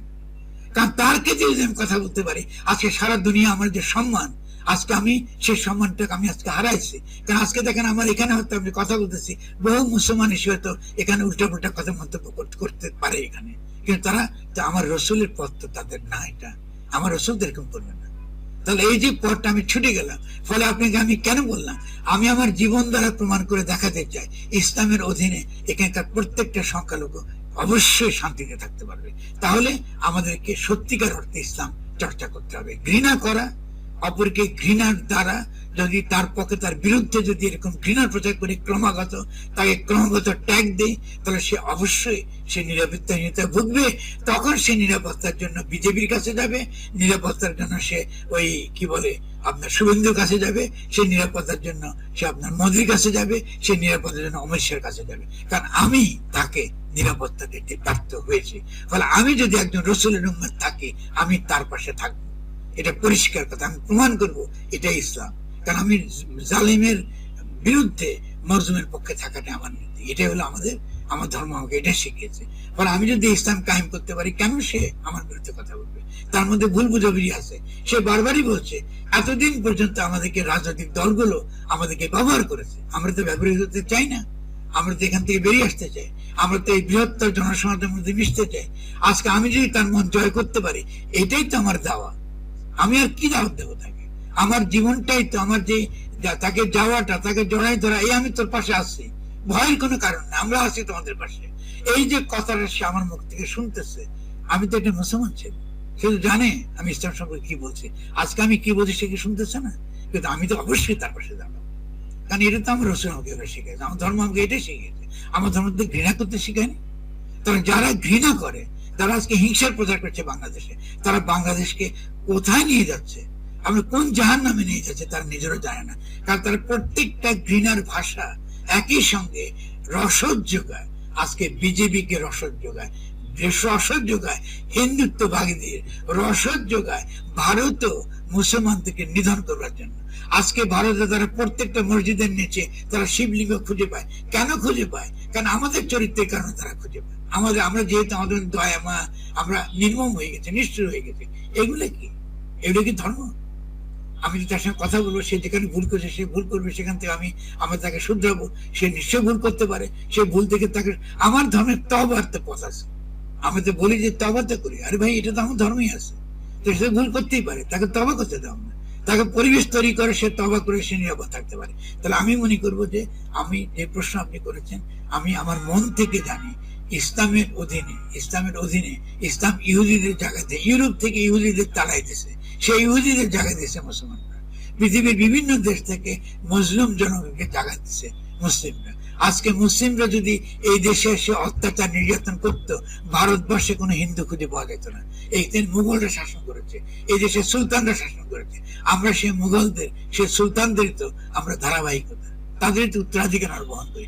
আমাকে বলতে দেখি, তারা কি তরবারের যোগে যদি আসলে তারা ধর্মান্তরিত করতো, তাহলে এই দেশে একটা হিন্দু খুঁজে পাতেন? আমাকে বলেন, আপনার এখানে তারা আমার বক্তব্য শুনতেছে, সুলতানরা যদি আজকে তলোয়ার দিয়া এখানে ইসলাম কায়েম করতো, এই দেশে পাইতেন আপনি সম্ভব ছিল না, খুঁজে পাইতেন? তাহলে কি হয়েছে? এই যে একটা উদার ধর্ম, যে উদার ধর্ম যখন ছিল, তখন কি করেছে? একসঙ্গে ছিল। আজকে মুঘলদের যারা বড় বড় সেনাপতি, তাদের সেনাপতিরা কারা ছিল? হিন্দু ছিল, আমাদের কি বলে নবাব সিরাজউদ্দৌলা, তার দেখেন মীর মদন, এরা তো ছিল, এরাই তো তাদের সেনাপতি ছিল, আমাদের একসঙ্গে তো ছিলেন। এই যে হিন্দু মুসলমান বিভাজন করবার এই নীতি, ভারত যত কিছু আমাদের বিরুদ্ধে প্রচার করুক, আমরা তাদের প্রচারে বিভ্রান্ত হব না। আমরা অবশ্যই, আমাদের সনাতন ধর্মাবলম্বীরা আছেন, আমাদের খ্রিস্টানরা আছেন, আমাদের এখানে বিভিন্ন রকম ধর্মের মানুষ আছেন, আমরা সকলকে এই ধর্মের আমরা অধীনে আমরা তারা প্রত্যেকে নিরাপদে থাকবে। যারা ঘৃণা প্রচার করেন, আমি মনে করি তারা আমার রসুলের তারা অবশ্যই তাকে বিরাট বাজানো হন, তিনি মনে কষ্ট পান। আমরা আশা করবো সকলকে বিনয়ের সঙ্গে আমরা যেন আমাদের ভাষায় ফেসবুকে বিভিন্ন রকম ক্ষেত্রে যেগুলো আমরা প্রচার করি, এটা কিন্তু আমাদেরকে নিরাপত্তা দেবেন। আমাদের তাদের সমালোচনা করি, আমরা বলি যে তোমরা এই কাজটা ঠিক করো না, তোমরা, আমি বলেছি, আমি চিন্ময়কে বলেছি, তাদের মধ্যে যে বাবারা তোমরা জয় শ্রীমান স্লোগানটা দিয়ে তোমরা ঠিক করো না, এটা তো বাংলার স্লোগান না। তাহলে বলছে হ্যাঁ এটা ঠিক, কিন্তু আমরা তো এই আমাদের জনগোষ্ঠীর মধ্যে যারা এই নিরাপত্তাহীনতায় ভুগেছে তারা এই স্লোগান দিচ্ছে, কারণ আমরা যদি তাদেরকে নিরাপত্তা দিতে না পারি তো এটার মধ্যে তো বিজেপি ঢুকে যাবে, এটার মধ্যে র ঢুকে যাবে, তো আমরা তো এদিকে নিয়ন্ত্রণ করতে পারবো না। তো আপনারা আমাদেরকে সহায়তা করেন, আপনারা সেই জিনিসটা দেন। তো আমি ইতিমধ্যে কিছু কাজ করছি, যে আমার ভাইরা যারা আছেন, বোনরা যারা শুনতেছেন, আমরা একটা সর্বধর্ম সম্প্রীতি সম্মেলন করার চেষ্টা করছি। আমি ইতিমধ্যে হেফাজতের আমাদের বন্ধুরা যারা আছেন তাদের কাছে বিনয়ের সঙ্গে বলেছি, আসেন আমরা সকলে মিলে সর্বধর্ম সম্প্রীতি সম্মেলনটা করি, আমরা বুঝিয়ে দেই যে বাংলাদেশে তারা নিরাপদ। ভারতের স্যার এখানে আপনার সাথে বিনয়ের সাথে একটু যোগ করব, সর্বধর্ম বলতে আপনি যেটা বুঝাইতে চাচ্ছেন, যেটা করতে চাচ্ছেন, এটার দ্বারা আপনি একটু ক্লিয়ার করবেন, এটার দ্বারা ধর্মে ধর্মে তো কোনো মিলজুল হওয়ার বিষয় না, জাস্ট সবাই মিলে চলার একটা মেসেজ আপনি দিতে চাচ্ছেন। খুব ভালো, নিঃসন্দেহে আমি যখন এই কাজটা করবো তার সঙ্গে আমার চলাফেরা হবে, কথাবার্তা হবে, সে তার বলবে যে ভাই তুমি মহাভারতটা পড়ো, আমি বলবো তুমি কোরআনটা পড়ো, আমার নবীর জীবনটা দেখো। এই যে আদান প্রদানের মধ্যে তো আজকে দাওয়াত দেওয়া তো বিভিন্ন রকম পদ্ধতি আছে, আমি তো সে তার মধ্যে তো সে আমার পক্ষে আসবে, আমি সে দেখবে আমার আচরণের দ্বারা। আজ যদি সে আজকে সনাতন ধর্মাবলম্বীরা যদি আমাকে একটা মুসলমান হিসেবে দেখে যে আমি তাদের পাশে দাঁড়াইছি, আমি তো মনে করি তাকে ভুলবে না, বলা উচিত না তাদের। আমি যদি আজকে কোন একটা কথা তাদের বলি, সেটা নিশ্চয়ই তারা মনে করে উনি সবচেয়ে বড় বিপদের সময় আমাদের পাশে এসেছিলেন, এরকমই তো হওয়া উচিত। ঠিক তেমনি হেফাজত ইসলাম বলি কি আমাদের অন্যান্য যেসব বিভিন্ন রকম রাজনৈতিক দলগুলো আছে তাদের কাছে, বিশেষত যারা ধর্ম, আমি রাজনৈতিক দলের ব্যাপারে আমার এই ব্যাপারে আমি তারা থাকলে খুবই খুশি হব, কিন্তু আমরা এই মুহূর্তে আমরা চাই সর্বধর্ম সম্প্রীতি সম্মেলন, বিশেষত যারা ধার্মিক মানুষ, যারা আমাদের আলেম ওলেমা এই হেফাজত ইসলাম ধরনের বিভিন্ন রকম ধর্মীয় কাজে তারা ব্যস্ত, ধর্মটা তাদের কাছে মুখ্য, রাজনীতি না। রাজনীতি অনেক সময় ধর্মকে ব্যবহার করে তাদের ভোট পাওয়ার জন্য, এদের কথা আমি বলছি না, ধর্মীয় জায়গা থেকে তারা বলছে। তারা যদি সর্বধর্ম সম্প্রীতি সম্মেলন একটা জায়গায় আমরা পৌঁছতে পারি, তাদেরকে যদি আমরা নিশ্চিত ভাবে বুঝাতে পারি যে এই দেশ তোমাদের, তুমি এই দেশের নাগরিক, এই দেশের নাগরিক এবং মানবিক অধিকার নিশ্চিত করার জন্য তোমার পাশে দাঁড়িয়ে আমরা লড়াই করবো, আজকে বাংলাদেশের চরিত্র ভিন্ন রকম হবে। সারা পৃথিবী আমাদের মাথায় নিয়ে আসবে, সারা পৃথিবী আমাদের দণ্ডদণ্ড করবে। মাশাআল্লাহ, চমৎকার বলেছেন স্যার। আপনার কথা থেকে আমরা অনেক কিছু জানতে পারলাম। আসলে আপনারও শরীর খারাপ, এই মুহূর্তে 1 ঘন্টা 19 মিনিট লাইভ চলছে, আপনি আসলে মানে এত কথা বলতে পারবেন আমার ধারণাও ছিল না। তো আমরা শেষ একটা প্রশ্ন আপনাকে করতে চাই আপনার রিলেটেড, যে এই প্রশ্নটার পরে আমরা একটা আবেদন আপনার কাছে করব, যে আমাদের সোশ্যাল মিডিয়াতে মূলত আপনি দেখে থাকবেন যে সোশ্যাল মিডিয়াটা সাধারণত মিড লেভেল থেকে ছোটরা ইউজ করে, মানে এইজের দিক থেকে, বয়সের দিক থেকে। সেক্ষেত্রে বড়রা মানে মুরব্বীরা খুব একটা ইউজ করে না, আর মুরব্বীরা ইউজ করলেও তার মধ্যে খুব একটা অনিয়ম হয় না। কিন্তু ছোটদের মধ্যে সোশ্যাল মিডিয়ার ব্যবহারে মানে ধর্ম বর্ণ নির্বিশেষে একে অপরের প্রতি কেমন যেন ক্ষিপ্ত হয়ে উঠছে, এবং কেমন যেন একে অপরকে অবাঞ্ছিত শব্দ দিয়ে ঘায়েল করছে। আর ধর্মীয় ব্যাপার আসলে কাফের মুশরিক বিভিন্ন ব্যাপার আসছে। তো ওই উপদেশটা আমরা চাইবো। তার আগে একটা প্রশ্ন, এটাই শেষ প্রশ্ন আপনার কাছে, আপনি রিলেটেড, সেটা হলো আপনি একজন কবি হিসেবে বাংলাদেশের আগের কবিদের ব্যাপারে আপনার মতামত কি? কবিতার তো একটা নিজস্ব ইতিহাস আছে। জি, আমাদের এখানে ধরুন দেখুন বাংলা সাহিত্যের ইতিহাসে দেখবেন যে যেটাকে আমরা বাঙালির জাগরণ বলি, জি, সেখানে প্রধানত উচ্চ বর্ণের হিন্দুরা ছিলেন। জি, কেমন এটা ঐতিহাসিক কারণে ঘটেছে, কারণ তারা জমিদার ছিলেন, তাদের জমিদারি বা পূর্ববঙ্গের জমিদারি টাকাতে কলকাতা শহর গড়ে উঠেছে, ফলে কলকাতার শিল্প সাহিত্য সংস্কৃতি আপনার এখান থেকে গড়ে উঠেছে, ঠিক আছে। তো আমরা মুসলমানরা শিল্প সাহিত্যে সবসময় পিছিয়ে ছিলাম, আমরা তো ইংরেজি শিখিনি প্রায় 100 বছর। জি, আমরা ভেবেছি আমরা আবার আমাদের পুরনো কি মুঘলদের রাজত্ব ফিরে পাবো, আমরা তো ফিরে পাইনি। এবং যখন আমরা টের পেলাম যে ইংরেজি না শেখার কারণে আজকে হিন্দুদের মধ্যে যে তাদের মুক্তার, উকিল, জ্ঞানী, গুণী, শিল্পী, সাহিত্যিক, কেমন দার্শনিক গড়ে উঠেছে, জি আমরা অনেক পরে এসে আমরা শুরু করেছি এই জিনিসটা। তো সেই হিসেবে আমি বলবো যে এই আমরা যদি এই বাংলাদেশে বিশেষত মুসলিম সাহিত্যিকদের মধ্যে যদি আমরা খেয়াল করি, জি আমরা মনে করি আমাদের অনেক বেশি, জি অনেক বেশি। তো সেই জায়গা থেকে আপনি দেখবেন যে একটা একটা বড় আমরা ধীরে ধীরে আমরা কিন্তু অগ্রসর হয়েছি। আমাদের বিশেষত আমি কবি, পরে কবিতার দিক থেকে আমি বলবো যে আমাদের সবচেয়ে বড়, এটাকে বলে ব্রেক থ্রু, সবচেয়ে বড় কবিতার ক্ষেত্রে এক ধরনের কি বলবো ছেদ বিন্দু, ইতিবাচক অর্থে একটা ছেদ ঘটেছে, উল্লম্ফন ঘটেছে আল মাহমুদ এবং শামসুর রহমানের মতো কবিরা আসার ফলে। মানে সে আমলে, পাকিস্তান আমলে তারা 60 দশকের শেষের দিকে তারা বিখ্যাত হয়েছে। পরবর্তীকালে যখন বাঙালি জাতিবাদ এলো তখন আরেক ধরনের কবিতার ধারা আপনার গড়ে উঠেছে। কিন্তু এখন তরুণদের মধ্যে, এবং ইতিমধ্যে যেটা বাঙালি জাতিবাদটা আসার কারণে একটা বয়ান তৈরি হয়েছিল, সেটা হলো এই যে 1971 সালের যুদ্ধটা ছিল আসলে ইসলামের পরাজয়, বাঙালি জাতিবাদের জয়, ইসলামের পরাজয়। এর ফলে একটা হীনমন্যতা তৈরি হয়েছিল আমাদের শিল্পের সাহিত্যের মধ্যে, যেমন তেমনি আমাদের মধ্যে, যে আসলে তো 72 সালে আমরা বাঙালি হয়েছি, আমরা বুঝি ইসলামকে বাদ দিয়েছি। আসলে কিন্তু 71 সালে কিন্তু আসলে ইসলামের কোনো পরাজয় হয়নি। 71 সালে আমরা জালিমের বিরুদ্ধে লড়াই করেছি, জি কেমন, এটা কিন্তু ইসলামের নীতি। ফলে আমরা এখন দেখবো যে গত কয়েক শতকের মধ্যে আমাদের একটা হীনমন্যতা থেকে আমরা কাটিয়ে উঠেছি। আপনি কোন মুসলিম ছেলে আজকে মুসলমান বলে তার মধ্যে যেটা হীনমন্যতা ছিল পশ্চিমবঙ্গের সাহিত্যের তুলনায়, এই হীনমন্যতা এখন আর নাই। আপনি এখানে প্রত্যেকটা তরুণদের দেখবেন তাদের বয়স আজকে 30 থেকে 18 বছর, এদের মধ্যে আপনি দেখবেন কলকাতার দিকে তারা তাকায় না সাহিত্যের। তাদের একটা নিজস্ব সাহিত্য এখানে গড়ে উঠেছে, নিজস্ব কবিতার ধারা গড়ে উঠেছে। আমরাও আমাদের কবিতার ধারার মধ্যে আমাদের ইসলামকে নতুন করে আমরা আমার একটা কবিতার বইয়ের নাম ইবাদত নাম, ঠিক আছে, আমার একটা কবিতার মানে আপনার বইয়ের নাম সদরুদ্দিন, দিনের সেনাপতি। আমরা এই ব্যবহারগুলো করতে পারছি কারণ এটা আমার ধর্মের সঙ্গে, আমার ঐতিহ্যের সঙ্গে, আমার মেটাফোর, আমার প্রতীকের সঙ্গে এগুলো জড়িত, এবং এটা সাহিত্যে এটা অবশ্যই আসবে স্বাভাবিকভাবে। ফলে আমাদের একটা গণ অভ্যুত্থানের মধ্য দিয়ে আরেকটা বড় ধরনের বিপ্লব ঘটেছে। এবং আমি মনে করি, আমি নিশ্চিত যে শিল্প, সাহিত্য, সংস্কৃতি একটা বিশাল উল্লম্ফন ঘটবে। এই উল্লম্ফনটা আমরা যাদেরকে আমরা আজকে বাঙালি মুসলমান বলি তাদের হাতে হবে। দেখুন একটা কথা বলে আমি শেষ করতে চাই যে ঢাকা সারা দুনিয়ার বাংলাভাষী এবং বাংলাদেশের রাজধানী,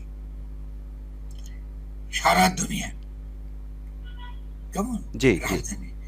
বাঙালি শিল্প সেখানে মুসলমান কথা ব্যবহার করি নাই, কারণ আমরা কিন্তু বাঙালি আলাদা করে কিন্তু মুসলমান বলার দরকার পড়ে না আমাকে, কারণ বাংলা ভাষা কিন্তু সুলতানি আমলে মুসলমানদের হাতে কিন্তু তৈরি হয়েছে।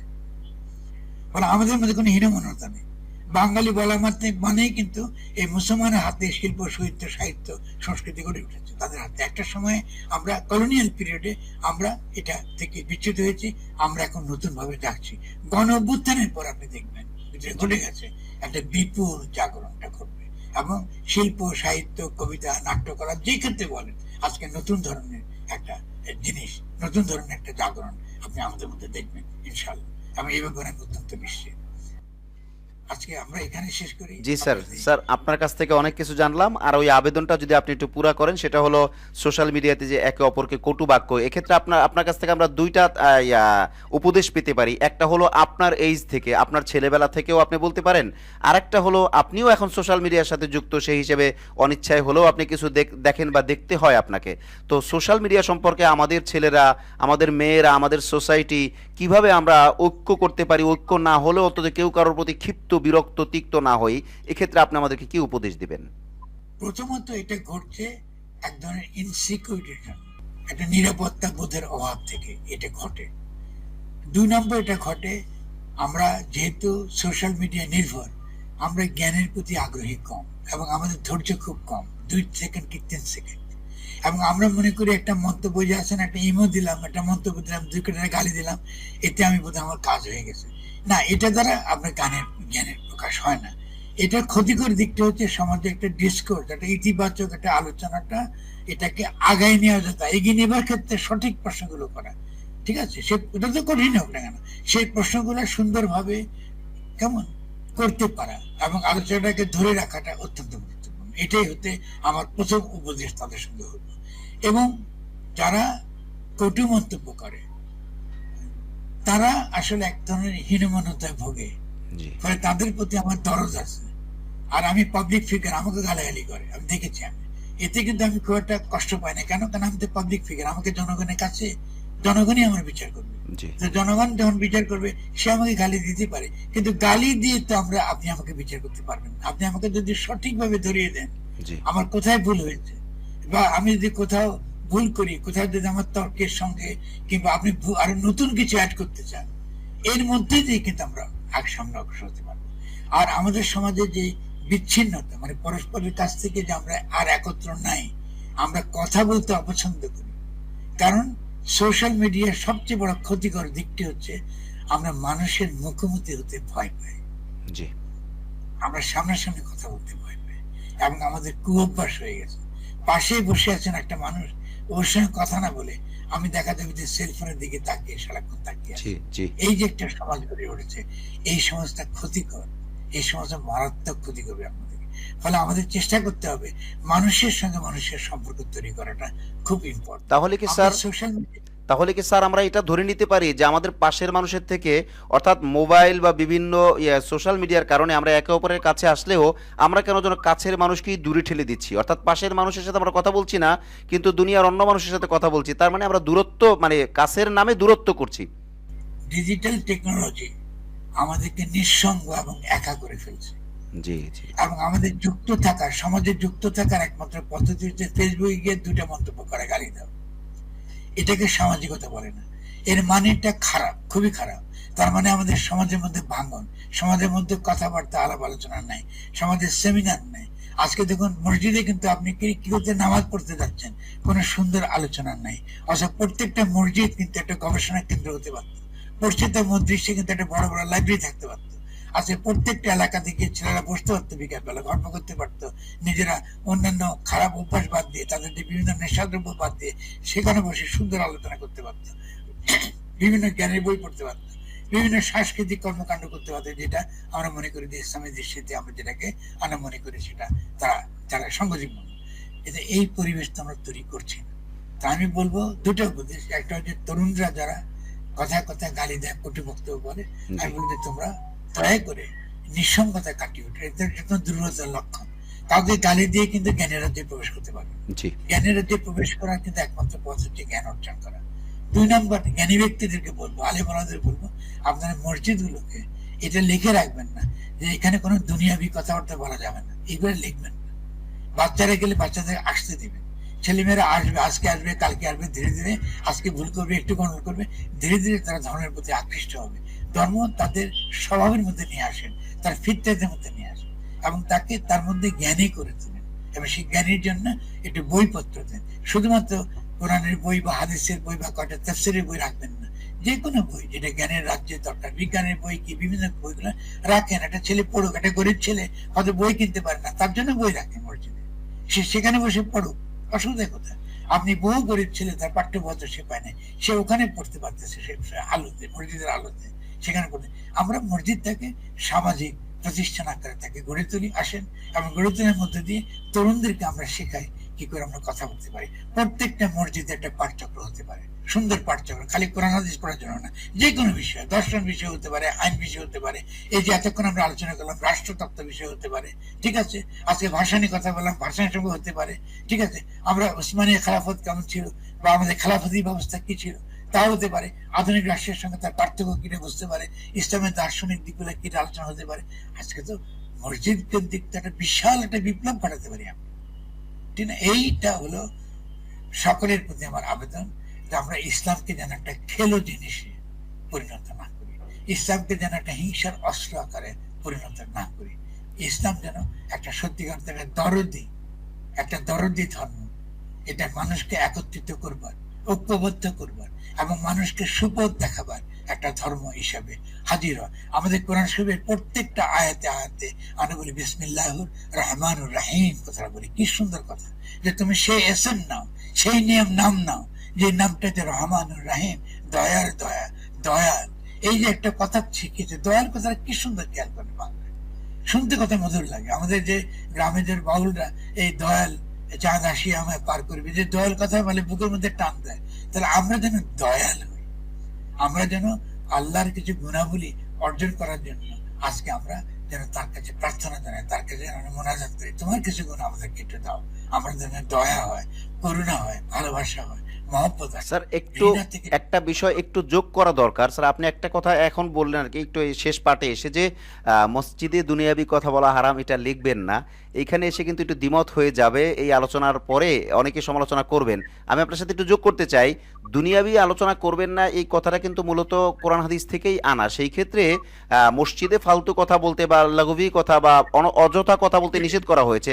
তাহলে কি আমরা এটা করতে পারি না যে দুনিয়াবি যে কথা, যেমন ধর্মচর্চা আছে, বিভিন্ন ধর্মের চর্চা আছে, অন্যান্য ধর্মের ব্যাপার আছে, এবং জ্ঞান ও বিজ্ঞানের কথা আছে, এবং সমাজ উন্নয়নের কথা আছে, এগুলো তো শরীয়তের মধ্যে, ইসলামী শরীয়তের মধ্যেও আছে। তাহলে আমরা তো ওগুলোকে কনভার্ট করে, মানে ফালতু গল্প গুজবে না এনে আমরা ওগুলোকে তো দিনই কথা বানাইতে পারি। বাহ, খুব কথাবার্তা সুন্দর, খুব আমি খুব সুন্দর শুনতে করছেন। এটাই এই অর্থে, কিন্তু এটা আমি দেখেছি বলে কথাটা বললাম। আমি আমি আরো সুন্দর করে ব্যাখ্যা করেছি অবশ্যই।